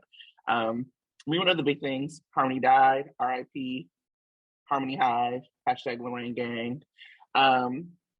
Liz is still getting stalked with Finn next door. Nobody's questioning him. Another thing. Things happened. But let's talk about our favorite moments of the week. It was hard to find one. What about y'all? Well, I will say normally I'm so grateful for your recap because it helps jog my memory for like beyond my notes. This week I just really want to forget. It was a hard week. There were a couple things that I liked, but I think where the moment that I want to honor, even though I didn't like that it happened, was Harmony's death. Inga's phenomenal. I mean, the whole lead up while she was in the hospital was really amazing. Her and Katie were really amazing, and I loved those scenes too. It was like some of the best work we've seen from Katie, and I imagine it must have been really hard for them because they've been working so closely together and have been like came onto the show together. So shout outs to them, but also I really loved Harmony's like last scene, even though it was with Carly, which felt kind of strange. But the kind of like deep wells of empathy that they were both drawing from like the performances were really wonderful. And well, there's also just the piece of like people were like, why Carly? And I have all kinds of feelings about like Nancy not being in like final scenes with Inga, of course, because they've been working together and their chemistry is so great. And it would have been, it's part of like the emotional process that we as an audience needed. But there was something about Carly beyond the plot reasons why she was in that scene of like, Carly's also a mother who has done some really desperate, despicable things for her kids. And that's kind of like the link that I saw happening in their performances that helped me wrap my head around some of the plot stuff, which feels a little questionable. But I just thought Laura and Inga did such a great job. I was devastated. So while it wasn't a moment that like I want to watch over and over again because it makes me so sad, it was like the standout moment for me for the week. Yeah, my standout moment, very short and sweet. I have always really loved Lenny and Phyllis, like always have loved Lenny and Phyllis. Hated that like the story they're attached to. I hate how they treat Phyllis like they're magical Negro. Like I hate all of that for them. I've shared this, I think, way earlier when we started recording. I really wish that the way they would have done Nixon Falls was like ending it in Nixon Falls and bringing Lenny to GH and like having Terry be his oncologist and that way like bringing them to town. That said, I hated Ghost Lenny for Sunny. Love that very, very, very short moment, too short of a moment we had with Ghost Lenny for Phyllis. It was just beautiful. Like the two of them made magic together when they were together. They were the best part of Nixon Falls, and just reminded you like, oh, what we missed out by having these really two wonderful, talented people who were too good for the storyline they've ever been given. I'm sorry, y'all. I'm just not positive this week. I just have nothing. I was unswept. What is the opposite of swept? Like, whatever that is what I was this week. I'm very dusty. I'm very dusty. I had to do a face mask before we recorded because I was so dusty. And so, but yeah, Phyllis and Lenny, so sweet and beautiful. Like the breath and like the aftermath. Oh, I'm getting emotional thinking about it. Phyllis and Lenny for me, top. Give Joyce guy like a big juicy story. Like, yes, give her things. Yes. What about you, Tara? This is top moment or like best moment of the week. Okay, so mine has to be Frank telling Sonny that he's not his fucking friend. Like, I am an employee, sir. I am not here to eat meatballs. I am not here to hang out with you. I'm here to watch this door and make sure you don't get murdered. And like, he kept that energy the whole time. Cause like, even after, Sonny was done hanging out with Ghost Lenny, his new best friend, Frank was like, you good? Okay, I'm gonna go back outside. Just was like, I'm not your friend. You made bad choices, sir. So that was my top moment because everything else was like, but that just kept me smiling the whole time. Just him being like, we are not friends, sir. I have a job to do. Why is this meatball is dry, but it's good. I'm not Jason. I don't know what Jason said about your meatballs, but I'd stop force feeding them to me. Why does Sonny always want to force feed people food? I mean, because Jason was dead, and then he came back as Drew, and he wasn't interested in the business. And Frank was there. He was keeping the home fires burning. He threw Rick out of GH that one time for Michael, even though Michael told everyone his last name was Quartermain. Okay, he was there. And then as soon as Jason came back, Sonny was like, back to your post. We're not friends. I have Jason. And so I like that Frank got his revenge. I waited for it. It's a dish best served cold, like those meatballs. But yeah, that was mine. So I know this week was not swept, but I obviously had a great moment. For anyone that knows who me and my likes, the fact that GH shouted out May the 4th be with you on May 5th, but it was a great moment for me. And BLQ was a little bit redeemed this week for me because she brought, lightsabers to Chase's house, and we had the most adorable scene with cutie patootie Violet and her tea party insistence all throughout. It was so adorable. I even actually recorded a little bit of that scene and sent it to my best friend who has a little girl who is the exact same way, that she has something that she wants to do and that's it. And she has 2 older brothers, so she insists on doing the girly stuff. But it reminded me of that, like lots of little girls, even though they're hanging out with guys, they want to do their tea party stuff. But I still love the fact that, BLQ came with the Star Wars stuff and she was willing to play, and she was adventurous and she was cute. And, I thought it was great to show as far as the romance, because, I've kind of been side-eyeing the Shaylin romance lately. But I thought this was great because it showed that BLQ really is interested in Chase. She's actually trying to do stuff that he likes to do and trying to relate to him. And so that was great for me. And then Britt, when she was talking with TJ and in all seriousness said, "May the force be with you." It was so serious that it made me laugh out loud. I almost did one of my laugh out loud videos because it was so hilarious to me that she would do that. So that was my favorite for the week. Thank you, GH. Thank you, Disney. And plus, thank you, Disney, for releasing the new Obi-Wan Kenobi preview.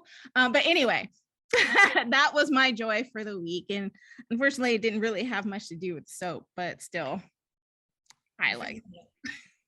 Finally, that too. I left that for you. Finally, a Disney Plus moment that we liked. It was a good Disney Plus plug. It was not Jungle Cruise. I'm still side-eyeing the Jungle Cruise product. We also got a Hulu and Chill placement because Disney also owns Hulu, and so we had Robert and Anna chilling. RNA stands, rejoice. Right. It was a cute X moment. It was almost my favorite. I loved them like rushing around. even though they've been divorced for many, many years, they still sit very close on the couch.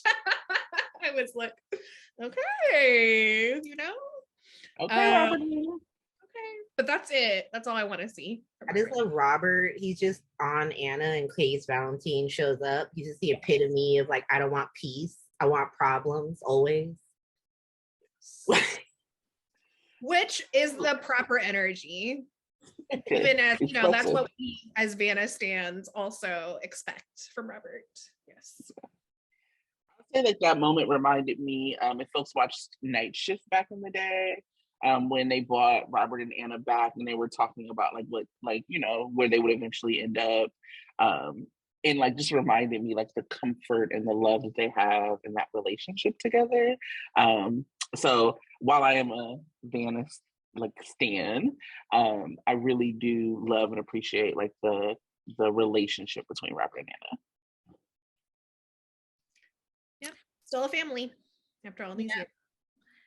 So as far as performances of the week though, I really kind of reacted strong. Well, I reacted to some of the performances by Taj Bello this week.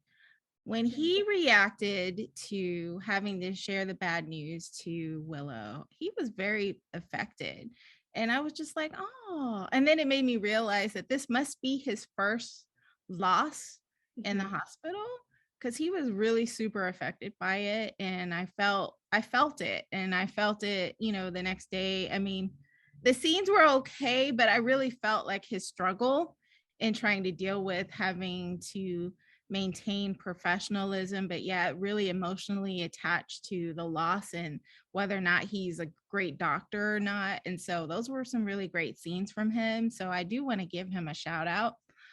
Also, again, giving it up to Sophia Matson.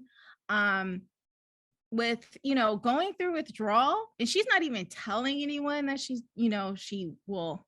Now we kind of know a little bit. I guess some of the Gladys may know, Valentine may know that that horrible reporter is thinking, you know, caught her with some pills, but no one really knew that she actually went back to drugs, and she made the decision on her own to quit. And so going through that whole pain and then the drama of losing or being involved in the accident with Harmony, all of that is a huge stress. And I think she's playing it really well. I love the physicality of it, you know, her hands shaking, you know, being very, you know, her moods, all of that. So I just want to, you know, give Sophia Matson again, shout out for her performance this week. Those are the two that really stood out to me, but I do agree. Yes. Inga and Kate, they gave some really great performances on her death, but I kind of felt like that was an extension of last week. And so I really wanted to give up to, you know, Taj and Sophia Matson for this week. Yeah, Taj was really great. I also really enjoyed his performances this week, and they were subtle because he wasn't necessarily the focus, but you could feel his presence, right? As a physician who is also a person who also like knows these people personally.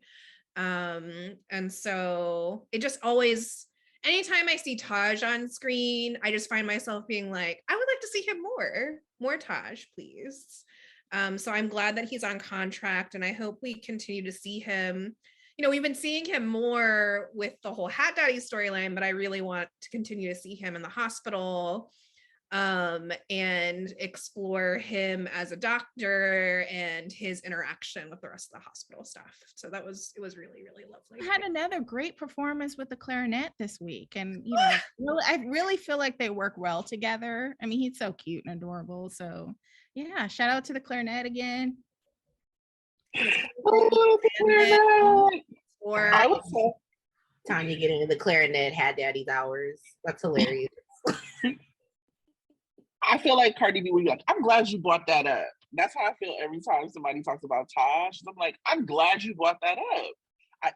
I feel like Taj is not given his due. He's so good. And then I had to hear all these people like thirst over Dex. I was like, what is this? Taj is right there. Everything that you're giving Dex, give it to Taj. Stop it. He's so talented. He's so cute. He's so connected. I would love for him to break up with Molly and not be with her anymore and find something else and somebody else to be with on screen. Sorry, Tylee fans. I'm not Tylee fans. And I just think if we're going to have him on contract, as we should be utilizing him in a bigger way. And so I'm hoping this hospital story is that.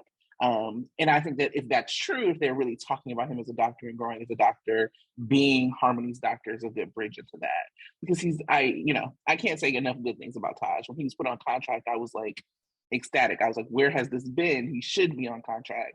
And we talk about this all the time, like that demographic. In the same ways that I was like, Rory is not disposable, right? Because like we don't have a lot of like young men of color on the show. Taj is that as well. Give that man some friends. Like I would love to see him and Rory be friends. Actually, like TJ and Rory be friends. And give him like a front burner story because he deserves, and I know he can carry it. And I would like to see it.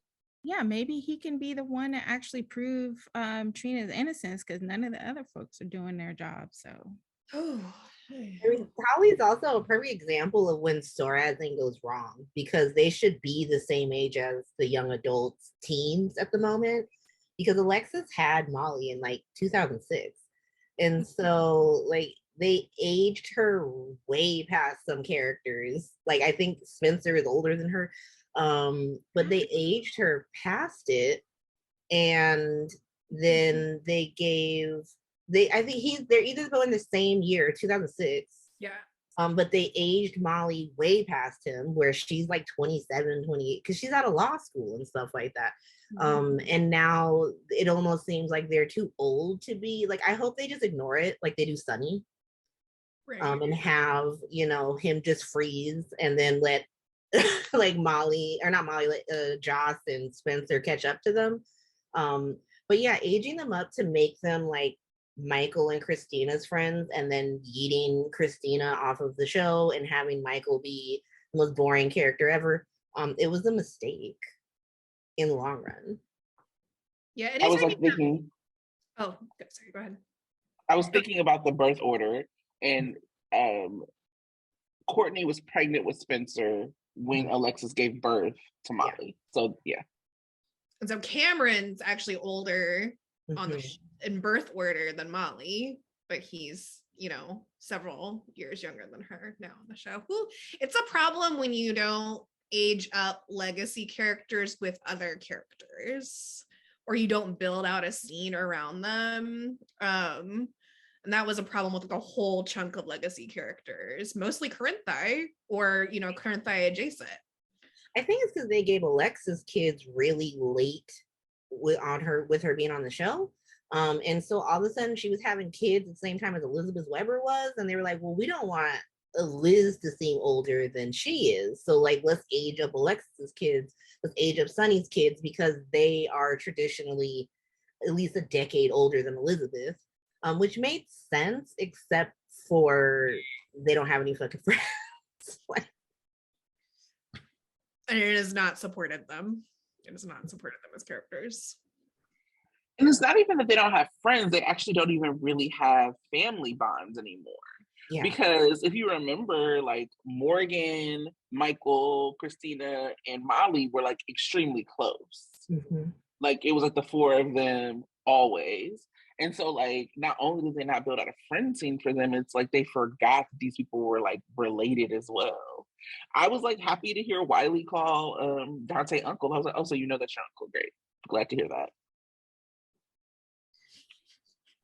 I think my performer of the week is, like, along the same lines as Taj. It is Arlandria Linnea, who plays Nakia, because she had to pretend like the Sona dancing scene was beautiful and give that woman an Emmy because Jesus, like she was like, and I was like, girl, that was Emmy worthy because I really believed you. And we all know that scene was straight garbage. But my background is representative of the show this week. This is the 10th floor nurses station on fire. Dumpster fire. Yeah, just as an employee, when you have customers staying past the closing time, that's not a joyous event. You want them to get the hell out. Is she all applauding them?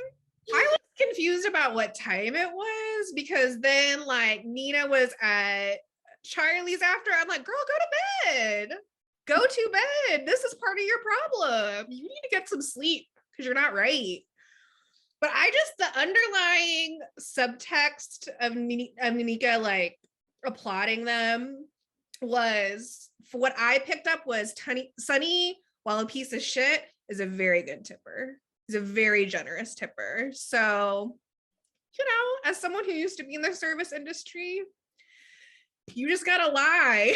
You just gotta lie to get that money. And I respect that. It was a very layered performance. Yeah. I love the consensus that this week was bad. Like, because we usually are like, we have notes, we're going to talk about it, we have these things we want to hit. And we're just like, yeah, I mean, so when the kids coming back? Because this was, it was just awful. It was awful. I mean, even, Valentine was on the scene, and I wasn't like, I'm slightly interested in what he's going to do with the knowledge of what's on the memory card. But him and Nina, no. I did not need to see him saying, I will be with you by your side. And no, you're supposed to be done with her. You were supposed to not care about what was going on in her life. And now you're like, I'm here for you. If you're going to be there for her, be there during the trial and testify how she has been a bad mom to, Charlotte. There you go. How about it? You need to let her go. I'm just like, what happened to the energy that he had when he was like, maybe it's just better I don't know things about your life. That was the correct energy. And so in my mind, in my Vanna shipper mind, in my Valentina anti-shipper, because I have never shipped that shit even before I liked Valentine, is just like, this has got to be part of the plot, right? It's got to be part of the Victor plot, why he's acting like such a pod person. He needs something from Nina. He's gonna tank his testimony of the Wiley shit. I don't know. I'm just making shit up. I'm gonna say this because, look, again, I'm glad you brought it up. I'm glad you brought it up.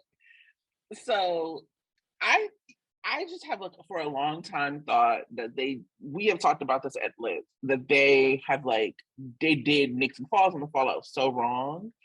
And they overestimated how popular Sonny could make Sona. And so like, if you live in like a Twitter bubble, you're like, oh, well, there's like a balance and people like it and people don't. But if you go on Instagram, I actually have decided to like publicly not talk about Sona as much online because people come for Cynthia and I think that's wrong. Like, this woman is like doing her job, she's acting, and I think that all of us are the kind of fans who are like, we're not coming for Cynthia. That's ridiculous. Like, we compliment her outfits, we compliment her performances. We're going to talk about that when we talk about the Emmys. Like, the way people come at her is really out of pocket. So I do like look and see the conversation, and it's really bad. And they set her up for failure because they did not write that story properly, because they were trying to skip over things. This was probably men like trying to do too much and trying to force it. And so they didn't think about the full story around it. So now they're doing all of this like retcon and like trying to like fix shit. So you got like Ghost Lenny telling Sonny to go for Nina. Is this what you bought this man's ghost back for? He didn't say, why you not with your wife? This man, Lenny, who loved his wife, who was like dedicated to his wife, why would you turn him into a ghost that's like not asking you like the full story? If we're gonna have to ask the story, or you like him telling Sonny telling this whole story about like Michael, like he abandoned me. Okay, but like, what happened, Sonny? What happened? And so I feel like the show is like really trying to like, and they continue to try to do this, is like manipulate viewers into liking something, and people are rejecting it even more. And so now they have to like borrow from Valentine's redemption arc for Nina. No, you should have sent her through a redemption arc. Like, don't let people hype you up into thinking this shit wasn't wrong. She kept this man away from his family and then traveled back and forth. It was like the whole time, and Sandra can attest, I was like, this is bad, but the fall is going to be good. We're going to see some really great fallout. And we didn't. And so I think Tara has talked about this. And a lot of times when Carson breaks up, it's like both of them are at fault, or like Carly's really at fault, and Sonny kind of comes out clean. Some of that is misogyny, but like Sonny kind of comes out clean. And that's not what happened this time. So we had this wild story. A lot of people couldn't invest because they knew the truth. And then when they brought it back, there was no fallout, and you don't even have them, you have them acting like teenagers. I don't need to see Sonny on Dancing with the Stars. Like, why is every time I look around, y'all are dancing? Who cares? You got Lenny talking about dancing at the hoedown. Who cares? Nobody cares. Now Sonny ain't got no friends. He blamed it on everybody. Oh, well, they didn't call me from the hospital. Bitch, I won't call you neither. Call your girlfriend. What are you talking about? I didn't call you from the hospital. So I almost was killed, and you feel away because I didn't call you? Go talk to your ghost friends. Go find Lucy. Go find Lucy and help her commune with the people who you were actually friends with, because you ain't got no living ones. Yeah. See if Lucy can help you find Jason. See if Lucy can help you find Lenny, and you just sit around and you have ghost beer because you don't have nobody around you, and that's the fault of you and your girlfriend. I'm going to change my vote to Maurice Bernard for Performer of the Week for Sonny Corinthos lying to a ghost in a cowboy hat with a straight fucking face for a whole episode. He said, let me lie to this ghost real quick. No. The ghost not even caring the fact that, yeah, it was Nina's fault that you lost your bar and the love of your life almost got killed. But yeah, go ahead and promote Sona.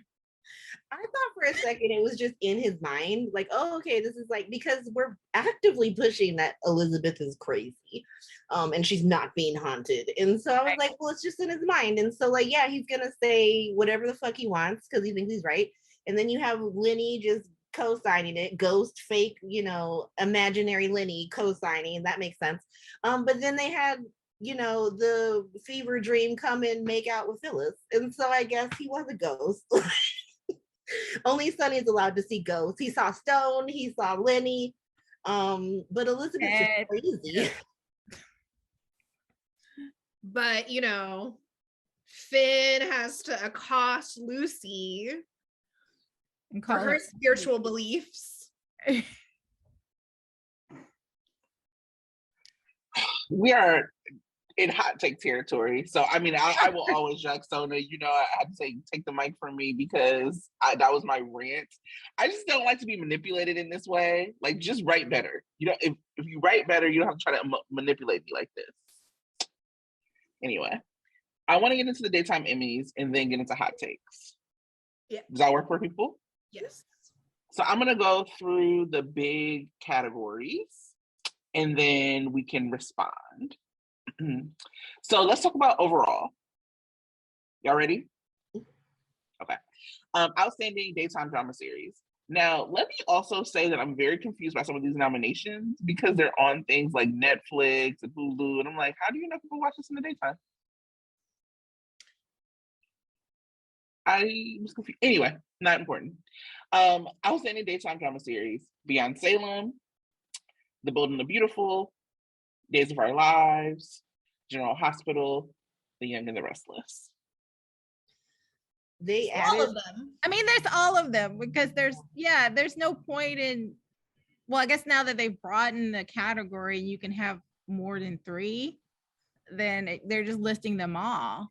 They used to have like 10 soaps around, and then you had to fight to get into that category. But now I think they cap it at 5, and so they could literally just do all 5. And I mean, I don't watch General Hospital I watch it now at 11 because of Susie, but I don't fucking watch that during the day. I watch it on Hulu. I mean, I watch it. Well, no, actually, let me stop. I record it during the day.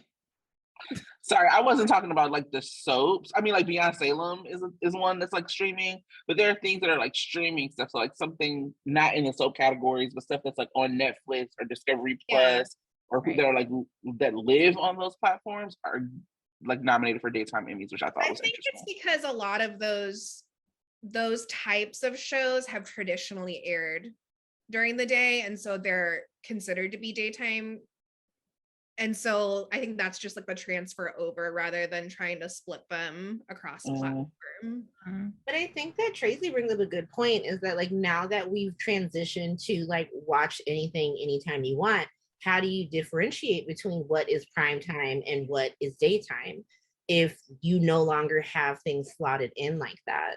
Because like what does make something like, you know, House of Cards prime time when it's literally just on Netflix? You can watch it anytime. Production value. Yeah. And I also have this weird thing now, like I've been so socialized to watch certain things at certain times. Like I feel weird watching Law and Order during the day or something, or Grey's Anatomy during the day. I feel like I need to wait till after 8 in order to watch it, which is so weird. But yeah. Good point. So everything's nominated. I don't have a sense of like anything besides Days and GH. What do y'all think about like people's chances? Oh. Well, I will say, and this is kind of also like building off of like writing and direction categories. So they did limit it to 4, and they did not nominate Bold and the Beautiful. They clearly did not. I saw that. I was like, Beyond Salem bumped Bold out of just automatically being nominated. So I would say I'm gonna take as someone who doesn't watch Bold, but who also has, you know, like pays attention to the commentary and seeing that, I'm gonna go ahead and guess it's not gonna be Bold and Beautiful who wins best daytime drama. I'm gonna guess. But the problem with Bold and Beautiful is that they keep rehashing the same conflicts over and over. And then when they do delve into something new, they cut it off too fast. So like right now, the big controversy is the fact that they killed off Finn, which would have pulled Steffi away from the whole, you know, Liam, Hope, Steffi quadrangle. And folks were really enjoying that. But then they killed him off. And now we're back to Steffi, Liam, and Hope again. And so folks are just like, what the hell? So yeah, they keep rehashing that same old stuff over and over and over again. And folks are looking for something new, and they're not even willing to branch out to it. So that could be one of the big reasons why they weren't nominated this year. I honestly think no way of knowing. Days of Our Lives in itself, Beyond Salem. I think I've heard nothing for the past year from Young and the Restless Twitter except for how boring it is, and how nobody's doing anything. We complain on GH Twitter all the time about how GH could be doing more. So I think it's doing more than Young and the Restless, but it's still not doing the most. And like with Days, the complaints are usually that it's too outlandish, that it's soaping too hard. And so like I honestly think I could see them giving it to Beyond Salem just for them trying something new, it being limited, them being able to sort of do it when they want, not tying themselves down like Night Shift or Port Charles. They can like take them out of Salem, do what they want, and just know that they'll be eligible for, because I was surprised just because it's a limited series that they were eligible for the top prize. I'm like, was Watchmen able to get nominated for the main primetime Emmy? Because it was a limited series. So like I know it was nominated for limited series. I mean, it may have been.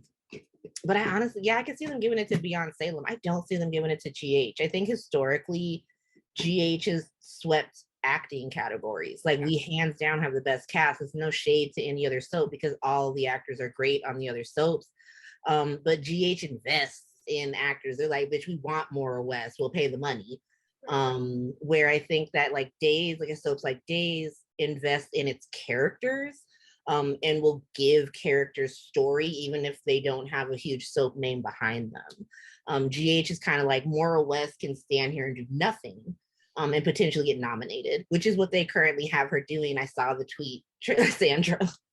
Yeah, I was that resonated with people under the criminally underutilized more West. Yeah, I could really see it going to Beyond Salem. I think if they're, you know, whatever parameters they're putting around the category, it was the highest quality of what I'm familiar with between Days, GH, and Beyond Salem. I mean, just higher production value, and I'm sure they took a longer time shooting it. The writing was pretty good. You know, it was entertaining, and I think writing is a strong suit for Days. I know that's maybe controversial because I know a lot of people have feelings about Ron.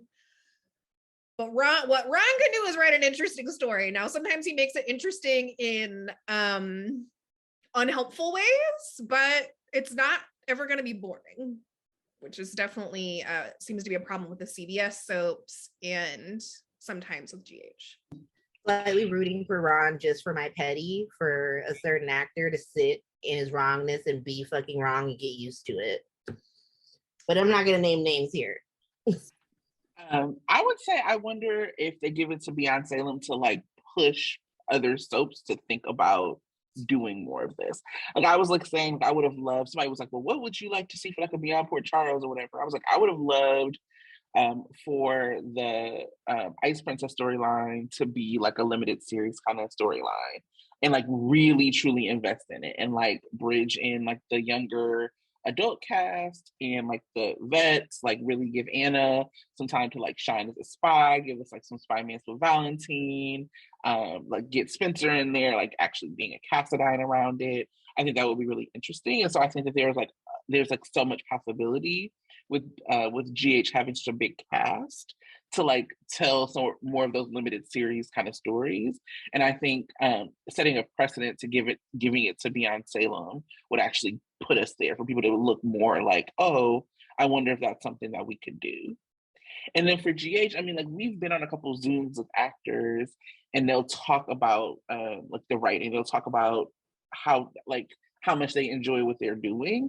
And I think that makes sense because they do get really juicy material, right? Like no matter how we feel about the storylines, like the performances are really powerful. And so I don't see it being like the overall best show. And that's why I do agree around like the acting categories being the thing for them. Yeah. Speaking of acting, do we want to react to those? Yes, I do. So, sorry, I was scrolling. Outstanding lead performance in a daytime drama series, actress. We have Abigail from Days of Our Lives, Marcy Miller. We have Michelle Morgan, Amanda Sinclair from Young and the Restless. Cynthia Watros is Nina Reeves from GH. Laura Wright is Carly Corinthos from GH. And Ariana Zucker as Nicole Walker from Days of Our Lives. Mm-hmm. Should be an interesting category. I am familiar with everybody except for the person from YNR actually. Michelle Morgan is real interesting. Like when I first got on Soap Twitter on my like personal account, they had just fired her. And she had played Devin's wife, and it was very controversial. And like YNR realized almost immediately they made a mistake, and they twinned her. She is playing her former character's twin. And so I don't watch this. This is all conjecture from Young and the Restless Twitter. But I'm happy to see her get nominated. I'm happy to see a Black actress in the lead actor category. And it's really difficult for me personally because like I'm fighting against my like, I must support Laura Wright as my favorite character, Carly, and then I must support all people Black. Like I support everybody Black. That's who I want to win. And so it's one of those things like I assume, I mean, like I said, I don't watch Young and the Restless, but I know that Michelle Morgan is a very popular character.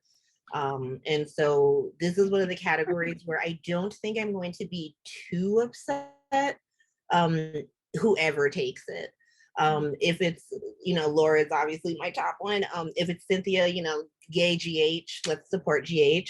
I'm also a fan of Nicole Walker. I'm a fan of Sammy, but Sammy's not nominated, so we'll go with Nicole. And then of course Michelle. So I think it's one of the few categories where I don't think anybody will be too disappointed. There'll be some people disappointed if Laura wins, but they can stay mad.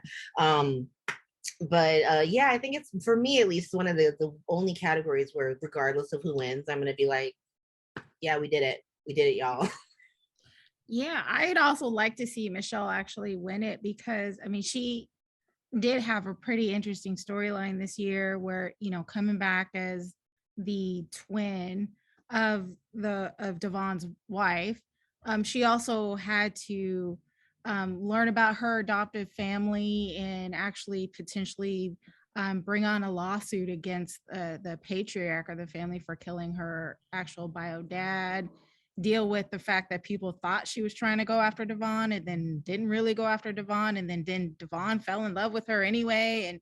And she went through a lot of emotional stuff. And then prior, her other character was going through a lot too. And so it almost feels like she's finally being recognized, and when she has in the past has been ignored. So it's really great to see her nominated, and I wouldn't be mad also if she won.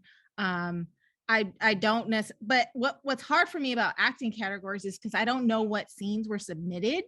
And so it's hard for me to understand, who actually did better in their scenes than the others. So for me, it's hard to say, except unless I know about their overall arch and their overall, acting as a whole, it's hard for me to say who should actually win the category. So I'd be happy if it was Cynthia, Laura, or Michelle. I don't know the other actresses, so I can't really say. Yeah, I obviously just came back to Days, but I've enjoyed Marcy a lot. And she's like not the kind, I did not think I would, to be honest. I was like, oh, who's this blonde white lady? Whatever. But I will say that Chad and Abby, they brought me around. I think I don't know, I didn't see her full arc for the year, but I think she's very talented, very natural, and it kind of plays that line between being like I kind of thought she was like a goody good character at first, but she does have like a little bit of an edge from her that I find to be like surprising. So anytime like a blonde white woman can like win me over, I'm just like, yeah, you're pretty talented. So and of course Nicole is like a legend. I really think, of course, I love our GH actresses. We have the best, I think we have the best actresses overall in daytime, and also like stellar performances seem to be popping up all around. So I would be happy if anyone won. Sandra, have you ever seen Abby in her DID state? Have you ever seen Gabby? No, and I feel like that's one of the storylines I need to go back and watch. Yeah, because it gets nuts with Tyler Christopher. Oh, right. As Stefan. Okay. I need a little Tyler fix. That sounds great. I might just actually tune in just so I can see that. I want to see Michelle win. The room for everybody black. I am very simple that way. And then if it's not Michelle, I would like it to be Laura, just very simply. I like the Days actors. I do really like Abby. Rumor has it that she is not going to be around for much longer, which is sad. I'm also a Sammy Brady person, and so me and Nicole, I'll be like, girl. But she's been doing her thing for years and years, and I appreciate that. And I actually really love her relationship with Greg Lon's, Greg Lon's Eric. So I really appreciate that relationship, and I am hoping that is where Days is like headed. So yeah, but I would love to see Michelle win. I would just love to see a black actress win. Isn't she pregnant with EJ's baby though? Who? Nicole. No. I thought it was EJ's and not Rave's. Or is she not pregnant anymore? I have not watched like this week, so maybe she's pregnant, but not that I know of. Well, because I just remember that because she like slept with EJ and they sent her and Sammy fought on the bed, and then she found out she was pregnant, and then Rafe pretended to be the baby daddy. That's why him and Tam's character broke up. And then she went all cray cray. That was the last time I stopped watching. Because I was like, oh hell no. Nicole being pregnant by EJ. Fuck out of here. Nah. After Carson broke up, my heart can't take it. This is our blank expressions. We have no idea. Oh, I'm sorry. I'm like, no. Knowledge, and we don't have answers. So moving on. We can move to actor and move that pretty quickly because we focus on GH and nobody from GH is nominated for lead actor. So take with that what you will. Oh, and GH is only 2 actors have won for lead actors, isn't that correct? It's been in the past just Tyler and Maurice. I think so. But Jason Thompson. Or Anthony Geary hasn't won. Oh, Anthony. Okay. Yeah. Oh, yeah. Of course. But former GH Jason Thompson as Billy Abbott from Y&R is nominated, even though I find that to be very surprising because most people hate whatever podcast he's doing, from my understanding. I hope he gets the 5th podcast reboot. That he's nominated for the tweets that are made about his character. Like, right. And his character is so annoying. He's an annoying Billy. But I mean, I guess he's very good at being an annoying Billy. So, I mean, I heard he has a podcast about his man pain. Maybe Sonny should go on it. Don't give any ideas because now Maurice is gonna want to do State of Mind as Sonny on the show, and I can't do that. Let's take that out of the universe. He had Jason Thompson on his show too, right? Yeah, I think so. Mm-hmm. Yeah. Talked over Jason for 30 minutes now. Okay, so outstanding supporting performance in a drama series, actress. So Kimberly Brown as Sheila Carter from Bold and the Beautiful, Nancy Lee Grahn as Alexis Davis, General Hospital, Stacey, I'm so sorry I can't pronounce her last name, but Stacey Hyduck. Hyduck, there we go, Hyduck, as Kristen Demare from Days, Melissa Ordway as Abby Newman. Wait, is that the one who was teleporting on Y&R? Yes. How is she nominated? I hear nothing on Twitter about except for how much they hate Abby. And right. Kelly Thiebaud as Britt. Wait, the girl who's teleporting? Do you think she put the teleportation in her reel? I doubt it. I just like to say shout out to Kimberlyn, Melissa, Kelly. Fuck. I thought it was really funny. I mean, when I saw the Nancy nom, I was like, Nancy was not on the show this year. And then I remembered her anniversary episode. And so I think I heard that was like what she submitted basically was just scenes from that, which I could understand why that would. But it was just funny to me because I was like, oh, after that, we did not see Nancy basically at all for months. So it's like disdain for Nancy gets me through. Okay, I love it. Yeah, I think Kimberlyn was great as Sheila reboot. She's been really crazy. I know it's after the actual time that they judge, but I think she's still great. I love her.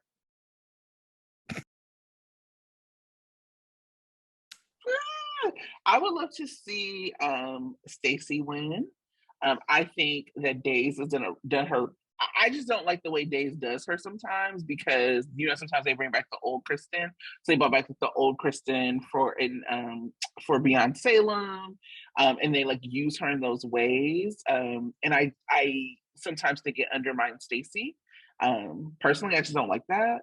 And yeah, so I would love to see her like win and be like, actually, bitch, I just got Emmy. So that's what I'm rooting for first, and then I like Kelly. I would love to see Kelly win, but I just don't want any props.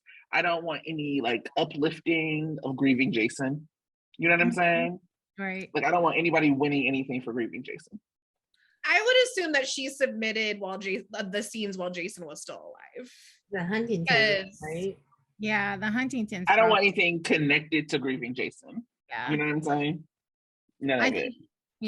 And I'm hoping, I'm not quite sure if Sophia submitted this year, but I'm hoping she does next year because I really think she should get, an Emmy for the work that she's done with the loss of her child and then drugs. So They be putting Sophia through it. Oh, Lord. They gave her Nina Reeves's redemption arc. I don't know why. Like it's almost like the freaking Sasha kept stunning from his family for 6 months. Like, and we just didn't realize it. Right. 9 months. I'm just kidding. I don't want to start that. Don't do it. Never mind. Just kidding. But they've done everything to her. Like she murdered a woman this week. Why? Anyone who was listening to audio, Sandra was looking for a place to go after I talked about 9 months because we know how controversial that gets. And I was just being a troll. So anyway, I just wanted to name that. Name where I am with my life right now. Okay. So next category. Outstanding supporting performer, actor. So we got Bryton James, Devin Hamilton from Young and the Restless, Jeff Kober, Sandra's fave as Cyrus, aka Trina's nemesis. Aaron Spears is Justin Barber from Bold and the Beautiful. JPS is Valentin Cassadine.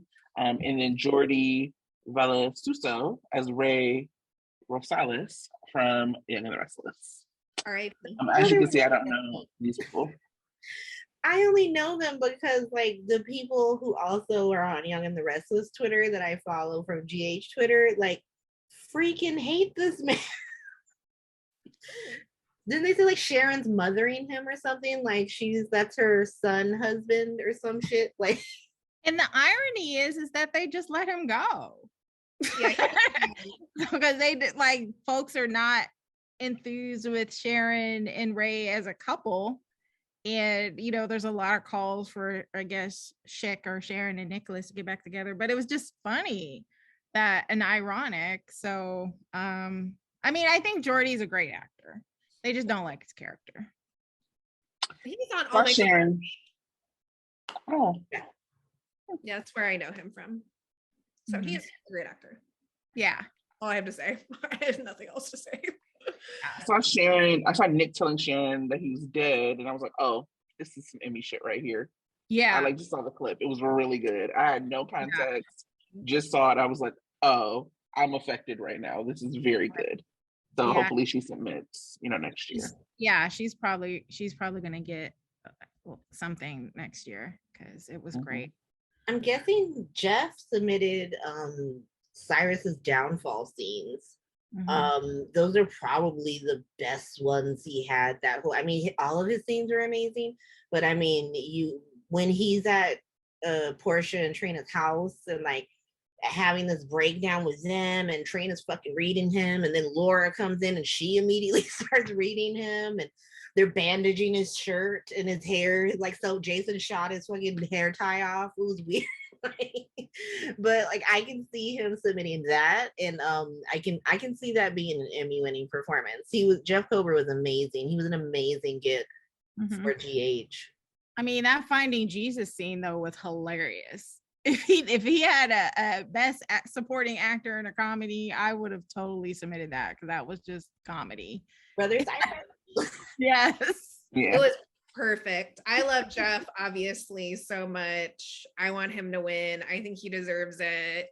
Of course, I wouldn't be mad about JPS winning anything ever. I imagine that he submitted a lot of the Bailey arc and his fallout from that. But I have to say it wasn't like my favorite performances for him for the year. But what we sometimes find the most enjoyable are not necessarily like Emmy bait. You know what I'm saying? So I see those Bailey scenes as being the Emmy bait. And if I were to put them up against Jeff and his Emmy bait scenes, I'm gonna have to give it to Jeff. Who is just really, really an amazing actor. I agree. I really enjoyed Jeff. I think that he is like a person who does a lot of weaving. Like the part where he was like, he found Jesus or whatever, I was like, did you? Because you might have. You know what I'm saying? Like, but then it's funny, and then it's, you know, so I appreciate him, and we don't see him that much. I would love for him to come back to GH, but we don't see him, and so we know we have so much time. JPS is gonna probably submit again and can win. And so because we don't get Jeff, I would love to see Jeff win. But obviously would not be mad at JPS, and would love, and I'm gonna love a Fanola shout out if JPS wins. Like his legend, you know what I'm saying? So so the last category I think that we're going to touch is just like the younger adults, because I mean there's like the writing, there's all these other things, but I think the last one that we'll touch is the younger adults. And so Lindsay Arnold as Allie Horton from Days, Nicholas Chavez as Spencer Cassadine, Alvia Lind as Faith Newman from Young and the Restless, William Lipton as Cameron Weber, and Sydney Michaela as Shannon Robinson, both from GH. So of the five, we have 3 of the nominations with our young adult scene. And as we know, we've called them multiple times the best young adult scene on soaps, bar none. And I'm really glad they're getting like recognized for that, because they're all so good. I think the only reason we didn't sweep 5 for 5 is because they were like, we can't do this. Like 2 of them gotta, like, I'm sorry, Eden and Avery. We could only give GH 3. And so, like, you know, you guys drove the short straws, because all 5 of them are freaking amazing. Just because William and Nicholas have more chances to win again, it's Sydney all the way. It's Sydney or fucking bust for me. I love you, Nicholas Chavez. I love you, William Lipton. It's Sydney or I riot. I love it. I just really wish they'd split that category into male and female, because all of the cast are so amazing. And and then it would give Sydney more of a chance, I think. This one's gonna be hard. I don't know. I mean, I think Elvia, or how do you say her name? She played Faith before the new Faith came on, and she did have a pretty tough arc. I think she was dabbling with alcohol when her older sister died of a hit and run from alcohol. But I think her performance just wasn't the same as the overall arching performances of our GH teens. So I do think it will probably be one of ours. And I just don't want to pick out of the 3, because they were all amazing. And I think Nicholas, being the newest of all of them, but I do agree, since, you know, Sydney's not going to have another chance. I hope she does get it. But yeah, Nicholas has been very standout. We've been talking about him all year. He's amazing. So yeah, I expect to see Nicholas in the supporting actor category next year. I would be very surprised if he didn't. But he will be aging out of the young performer category. And in fact, they're lowering the age again this year. Oh, are they? So I think it might just be, I think Eden will still qualify, but I think she might be the only one. Yeah, I took it as a personal offense against the GH young adult cast that they're lowering it, because it's like, otherwise they're just going to sweep every year. Because originally the age cutoff was like 25. 25, yeah, if you were 26. And then it dropped down to 21 this year. It's going to go down to 19, and then I think 18 after that. So they're slowly dropping it. And it's interesting, because this did used to be separated out by gender. And they said that they combined it kind of as a response to, I mean, I don't know, this was one of the things that has been said about it, is because they've been asking to do more like gendering, like not separating actors out by gender. And that this was like part of the step towards that. Which, I mean, as a non-binary person, I appreciate, but it does create interesting dynamics between, I think between categories. I also wonder about how bias might show up in voting, right? Against young actresses. So I have like mixed feelings about it. I will say definitely would love Sydney to win. Wouldn't be mad if Nicholas won. And of course I wouldn't be mad if William won, but I really think it's between Sydney and Nicholas.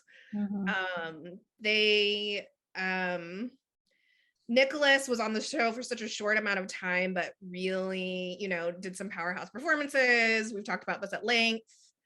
He was my MVP at the end of the year. And I loved Sydney's arc, especially at the beginning of the year, around finding out her dad was alive, still beefing with Cyrus. Like, those are some of my favorite performances from her. So like either way, I would be happy with either of them, but with a slight edge for Sydney, since she won't be submitting, at least for daytime, anytime soon. But who knows where else she might submit from. So I will also say that about Sydney. I have every confidence in the world that if she doesn't win this daytime Emmy, like, she might be winning a primetime Emmy at some point. So yeah, I'm interested to know what folks submitted. So like I was listening to William and Nicholas talk on Michael Fairman. And so William said he submitted the stuff with like Xander and some stuff like with the fallout of Franco's death, which made a lot of sense to me. So I can imagine what I think Williams or what I would think that Nicholas would have submitted. I know he did like a little crowdsourcing around it. And he talked about like shortening his reel. I would watch the Michael Fairman interview. It's very cute, and Nicholas was very cute around Sydney, is all I'll say. So I would also be curious to what Sydney submitted. I hope it's like, I mean, she has so much, but there are like things that I like love, and I think that she probably has a really good sense of like the best things to submit for herself. And I do think that like just being so beloved and being someone who's not going to be there again will play in her favor. I do also wonder if we'll see something around Allie, because she's like not on one of the big three, right? Like I wonder if we're going to see any bias because GH got 3 of the 5 and then not go to one of them. I know we're not going to touch on any other categories, but I do just want to give a shout out to Robert Gossett for being nominated. I know I hate your character like no tomorrow, but I think you're doing amazing. And so I'm happy for you, and I hope that you do win. Congratulations. I do want to know what he submitted. Like, I think that was the one thing it's not shade. I just think that like his character has been very subtle. That like you haven't had those like emotional beats until I think after the submission deadline had happened, because we didn't know anything about him. And so I am slightly interested to know like what did he submit. But it's for guests, and so like they probably don't have the same, like they probably understand that they're not going to have as many scenes. I know Vernie won for guests before she ended up winning twice in a row for supporting. And so like maybe this is the beginning of like the Hat Daddy story popping up. I feel like they just told us what was happening. Like, oh, you're muted. Sorry. I feel like his scenes with Sunny were really intense. Like they were really surprising to me, and it brought out a lot of heat and interesting notes from him, which I think that might have actually helped with this nomination. But again, we don't know what he submitted, but I feel those scenes were really good. But I thought those scenes happened in 2022, because it would have had to have been at the end, like during 2021, I think. So yeah. Then I can't think. Maybe when he, beat up that one gangster. These hands. He was asking about live music. He really didn't have a whole lot last year. So I'm interested, and I am also looking forward to this picking up. Like let's get there. And can they bring back the reels? They used to actually post the reels on YouTube so you could see what people submitted. And they stopped like I think the second time or the third time Mo won, because like we saw his reel for when he won in 2017. And there was some controversy around certain things, and people did not feel like he should have won, whatever. But then the next year they stopped showing them. They were like, we're not going to release them. And so, which is stupid. Like, who cares if like Soap Twitter disagrees with the nominees? We don't have a vote. Mo, let them release the reels. You didn't even submit this year, so let us confirmation on that. Did he say that? I think he said so. Soap just directly asked him and he never replied. Well, if it's not about Sona, is he gonna reply? He said this was the best work of his career, so I'm just surprised that he didn't, you know, he wouldn't actually submit, because like he's been saying that for months. This is the best work of his career. He's super engaged with that. You know, I assume that he would have submitted like him, you know, and Sona dancing or something, or the time he, you know, stopped that black gentrifier. Very important work. You know how I feel about that black gentrifier story. They really be killing me with these storylines. Like, this one black gentrifier has really ruined the whole town of Nixon Falls, despite Peter August burning down the bar that never had any customers.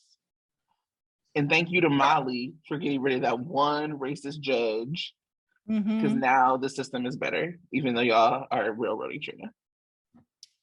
They're not, because they got rid of that judge, so this is fair. Right.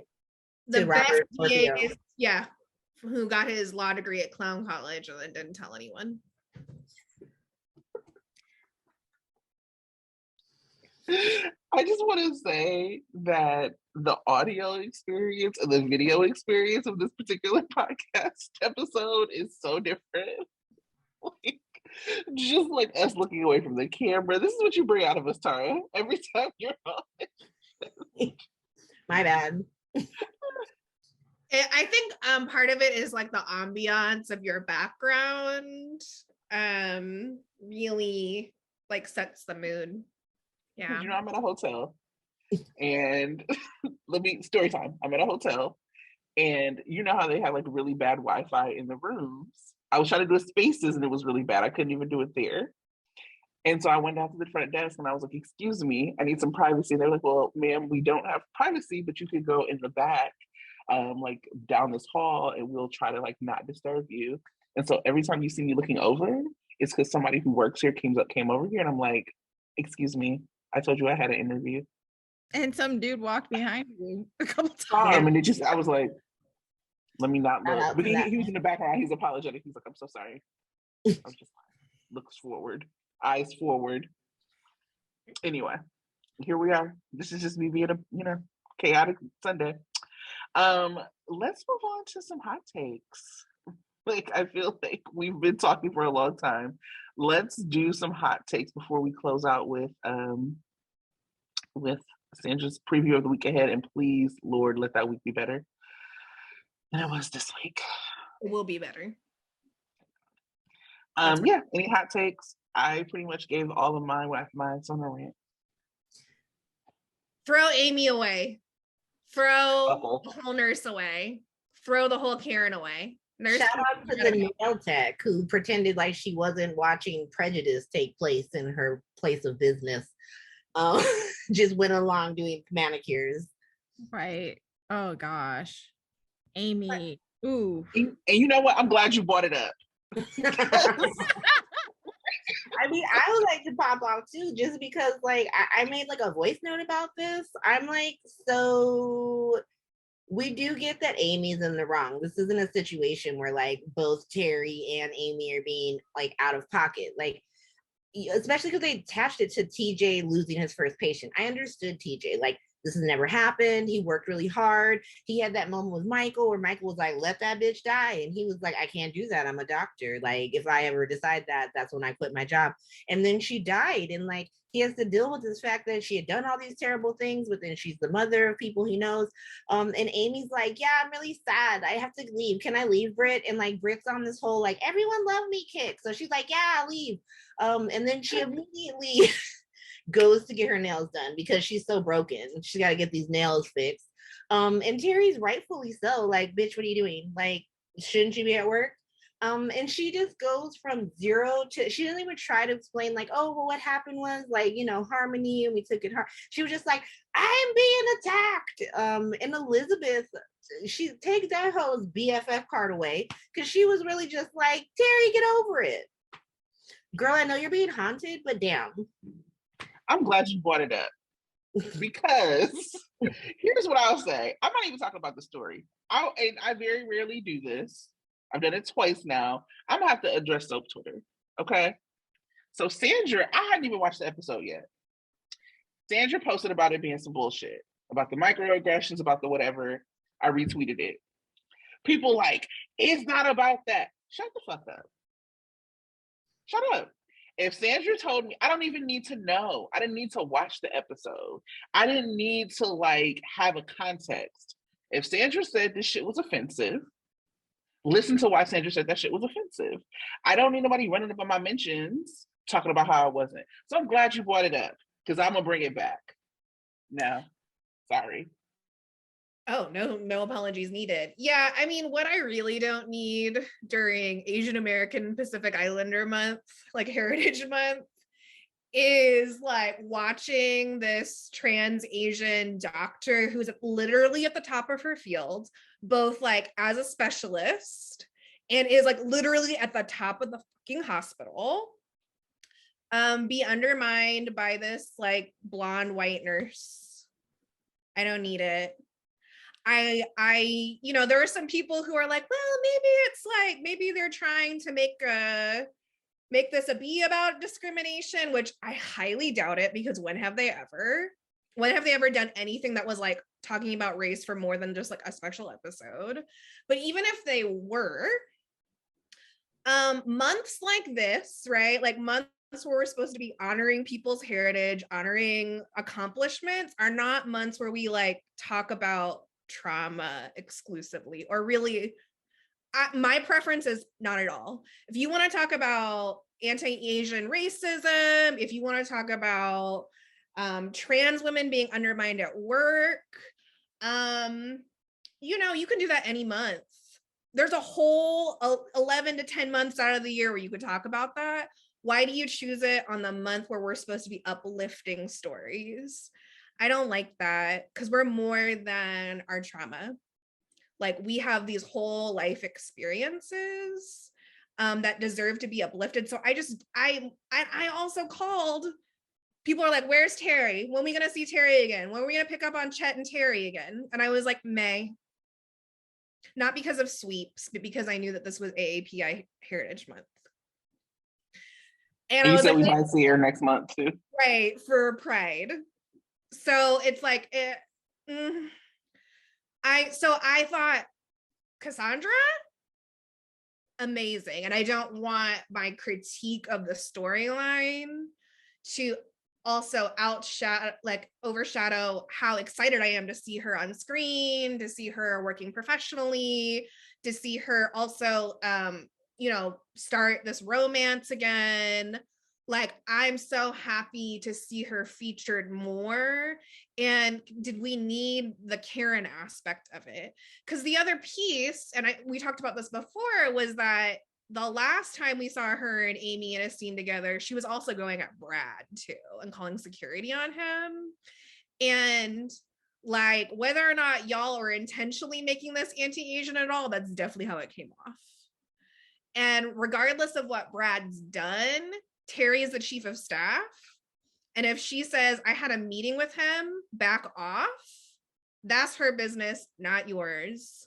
There is a chain of command of the hospital for a reason. And I think it's interesting when we challenge chain of command when it's a trans woman of color who's at the top. And by interesting, I mean not really boring, awful, boo, tomato, tomato, tomato. You know, I think that like the thing that I've been thinking is that they actually probably think this is like groundbreaking. Like, look at us telling this story as if it was like with no context and just two women being catty. Look at how far we've come. Like that is like sadly what I think they think the vibe is, with just like no understanding of how fucked up they are.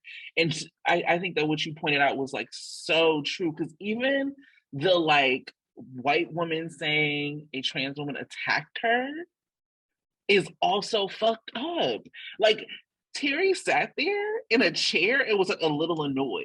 And she is like now going to tell everyone that this woman attacked her. It's just like the lack of understanding the context, like of culture, of race, of gender, of like any of that is making it really hard to watch these storylines for anyone who has any consciousness around it. GH has this pattern of showing racism, showing trauma, and not addressing it. Mm-hmm. Again, we talked about this last week, and they're doing it all over again. And it's really like, I need y'all to pay attention when we tell you you need to stop doing that. And if there's anybody out there that can send this to a producer or an editor or anybody, dude, do it, because it's offensive, and you guys need to stop. We're not in the 80s anymore. You guys know better, and you should know better. And, you know, if NLG thinks she's any kind of liberal activist, pay attention and actually do something worthwhile, and make sure that the show that you are on is better. And let me stop, because I was about to go on and rant about her. So let me. Going off of that, it's the white characters they're writing problematic. Like, if this was like, oh, they're writing, like, there's an issue with like this Black girl going to jail for things that for white girls' tears. There's issues with like this, you know, trans Asian woman being called like, oh, she's being attacked, like this white woman's being attacked by her.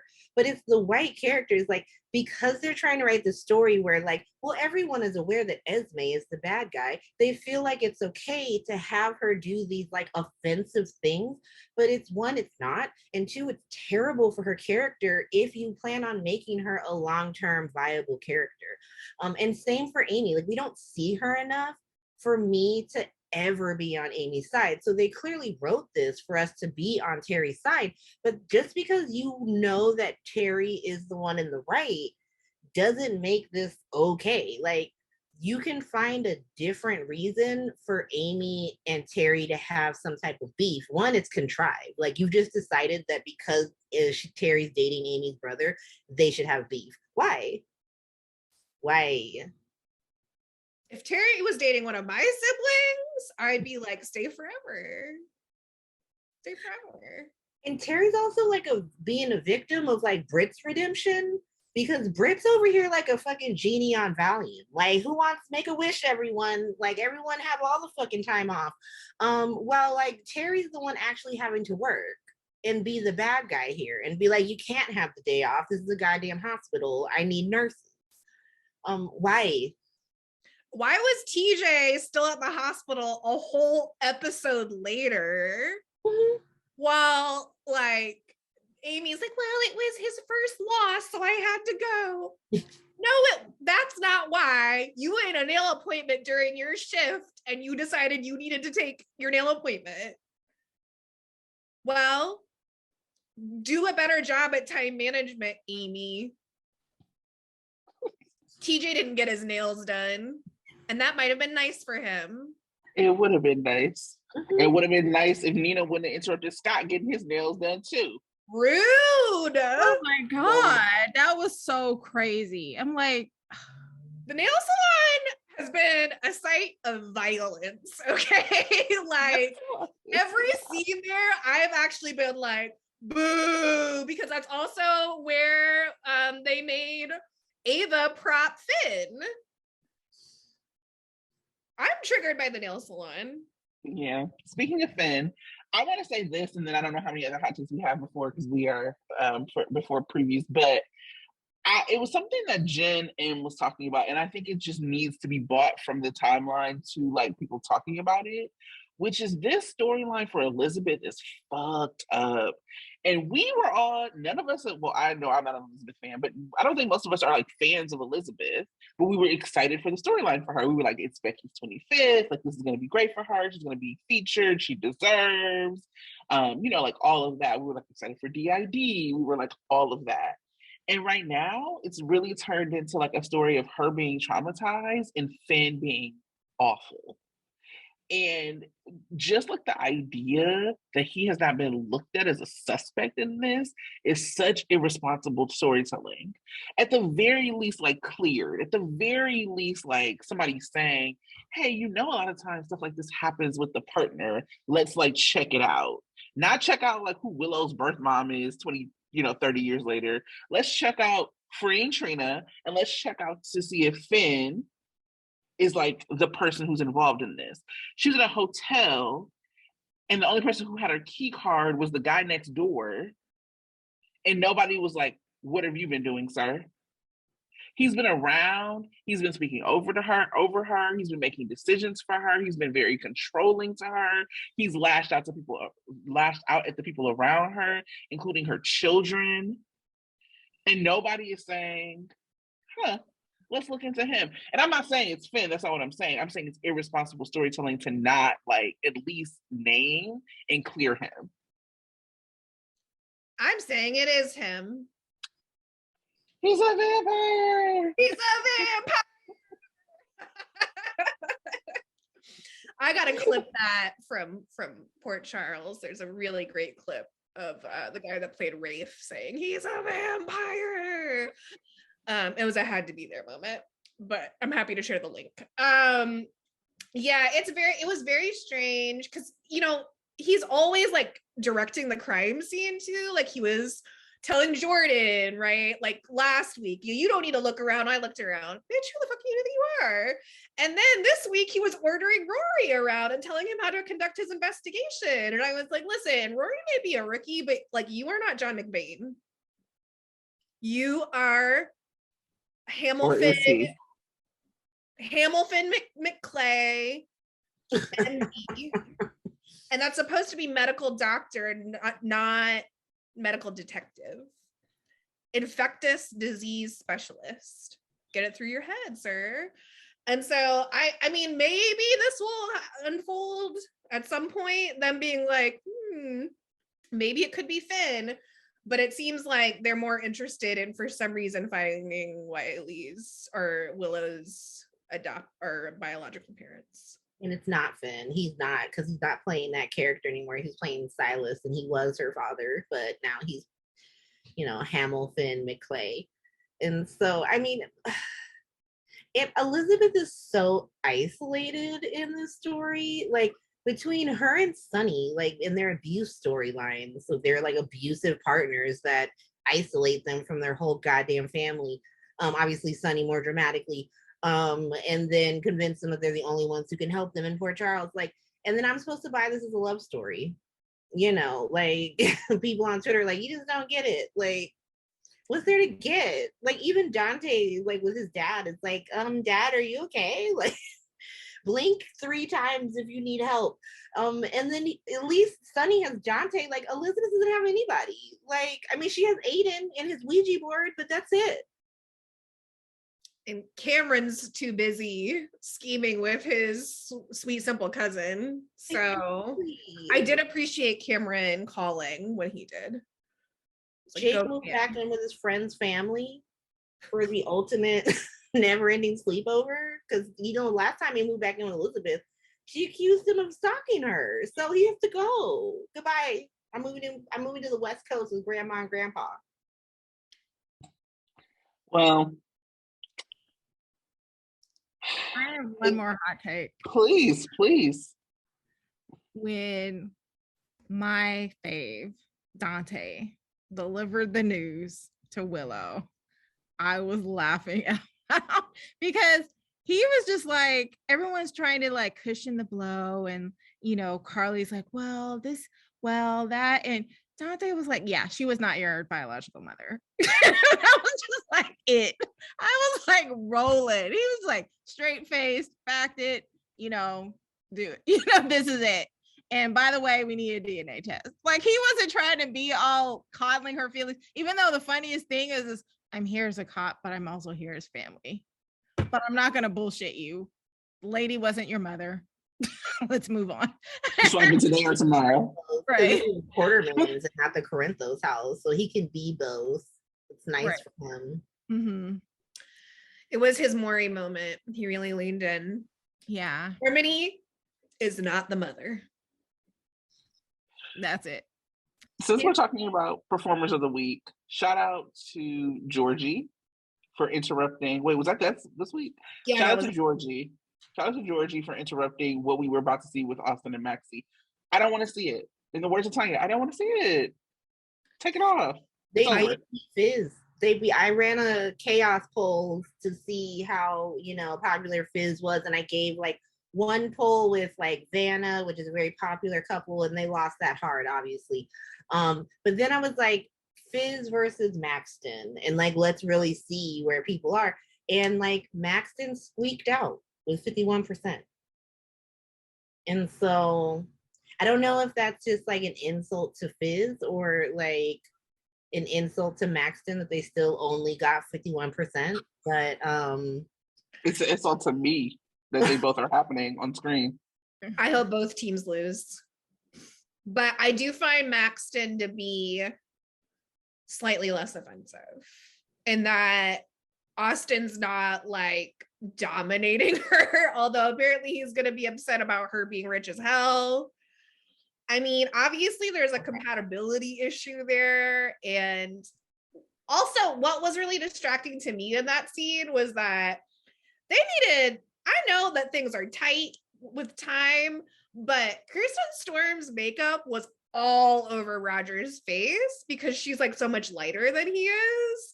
And I kept waiting for them to like touch it up between scenes, but no, like he walked out of that scene with like white makeup all over his face. And I was like, you really got in there. You really got in there and you didn't need to because we didn't want to see it. I'm going to go ahead and say, I'm going to keep saying, just give us Spixie and let us move on. Final hot take, and then we're done. And it's like, Chaylin. When are we gonna have Chaylin naked by themselves and not with tiny humans? Because like as cute as the May the 4th was, like, and I was like, yes, love this moment. Now we're gonna make a date and we're gonna have sex. And they're like, you bring Leo next time. I'm like, no, stop bringing fucking children. Like, we lost the blazer and we replaced blazers with tiny humans that do not belong to either of these two people. It's upsetting. Which apparently is going to be their anchor, is taking care of children that are not theirs. That's their thing. You know how Ashley asked, when is Spring gonna kiss? I am now, when is Chillin' gonna bang? Just let them bang. We're not even fans, but like we're ready. Let them bang, for God's sake. What's wrong with you? Yeet the children. Yeah.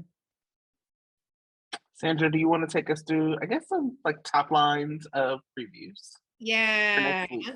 Okay, so I'm going to start with Wiley's Adults because it's the least favorite, and I'm just happy to report it won't be the entire week. So we're going to have Carly trying to, I'm assuming trying to confirm that Willow is actually Nina's daughter, I think before like telling Willow. We're gonna have Nina and Ava talking about the visitation hearing, and I'm assuming then Carly's gonna roll up and they're gonna have a face-off at Charlie's. Alexis is gonna visit Willow to talk about Harmony. I'm assuming it's still in the Temple Alexis. So either way, it doesn't matter to Tanya. Drew is going to talk to Carly about what he witnessed. Willow is gonna tell Michael she's made a decision. Millo are surprised by what they find in their home. Wiley's toys all over the place. And Sante are gonna come to Willow and Michael with news. And free Sante.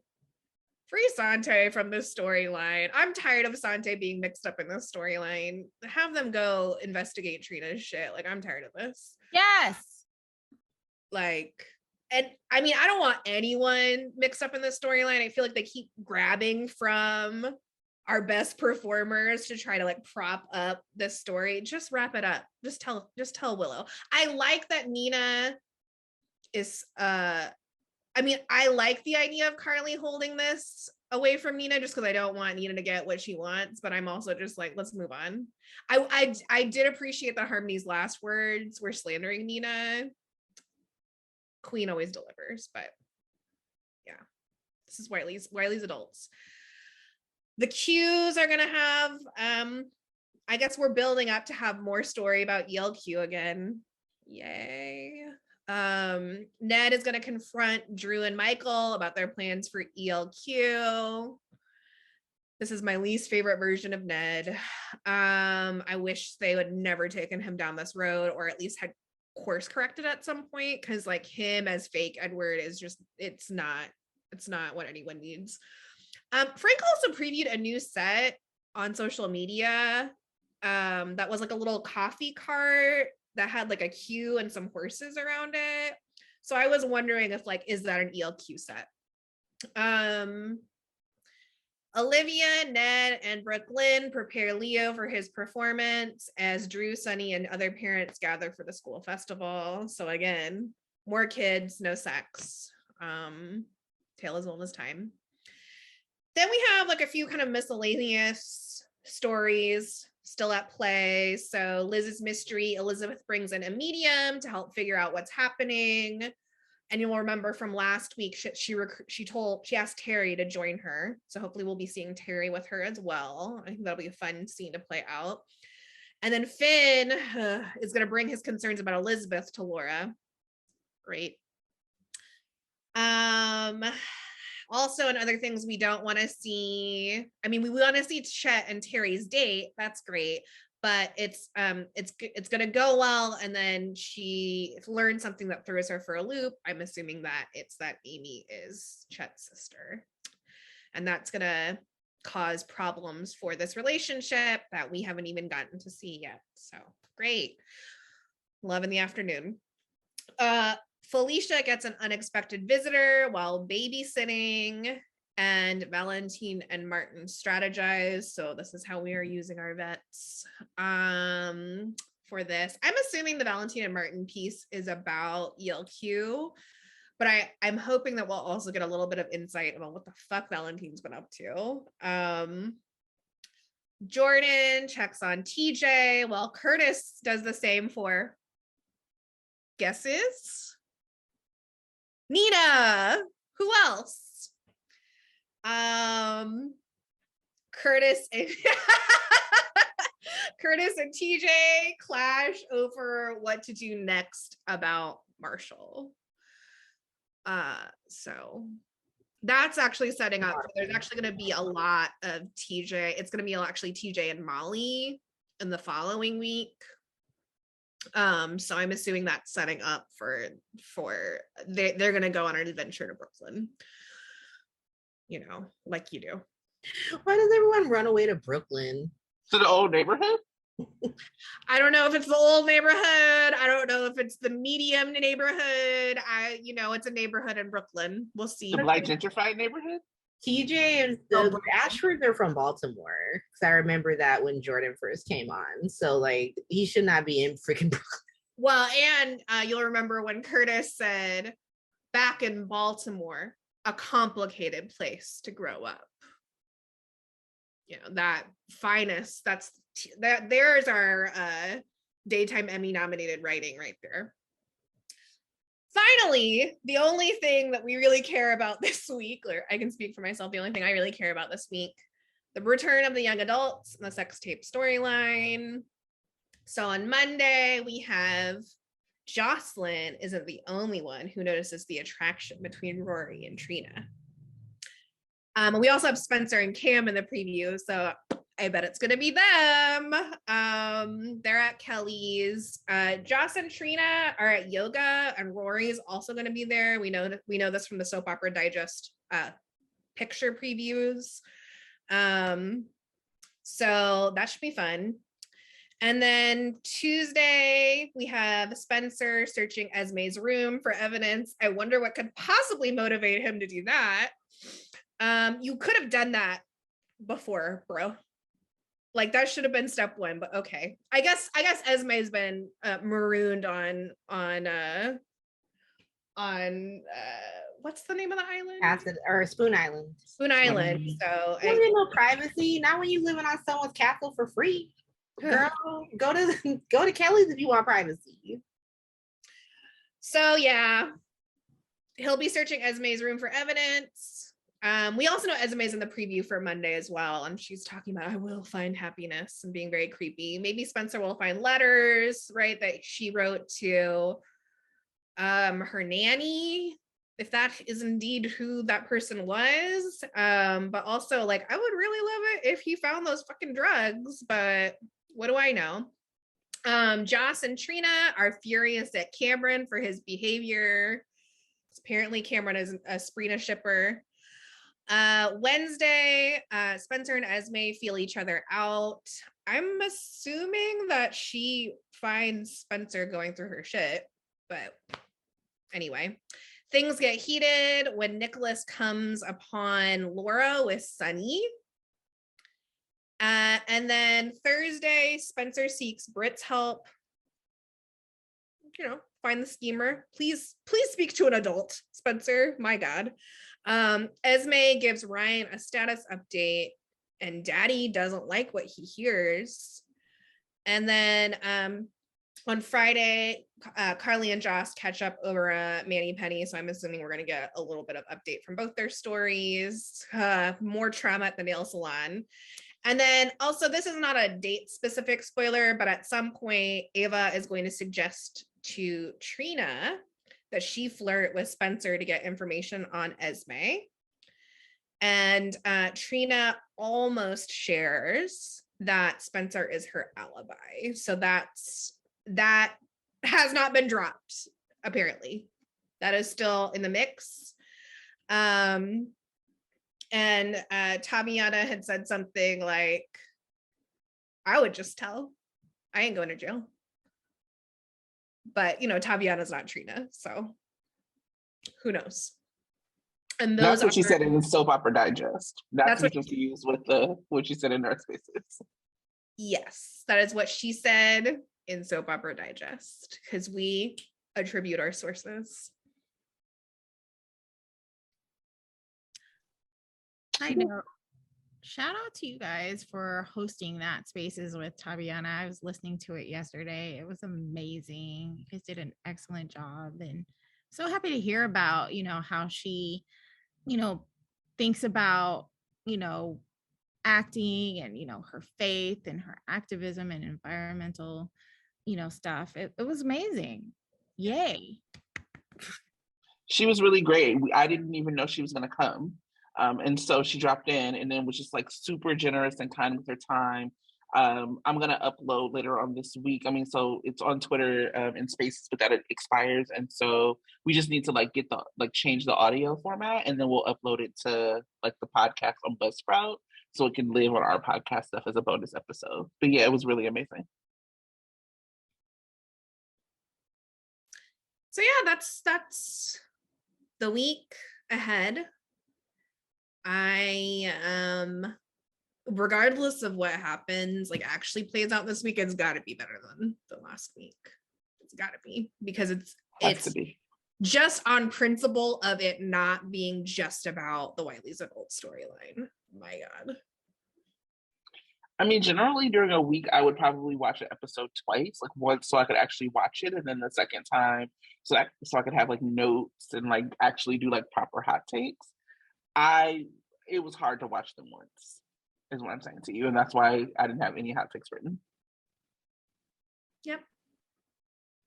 So it can only get better from here.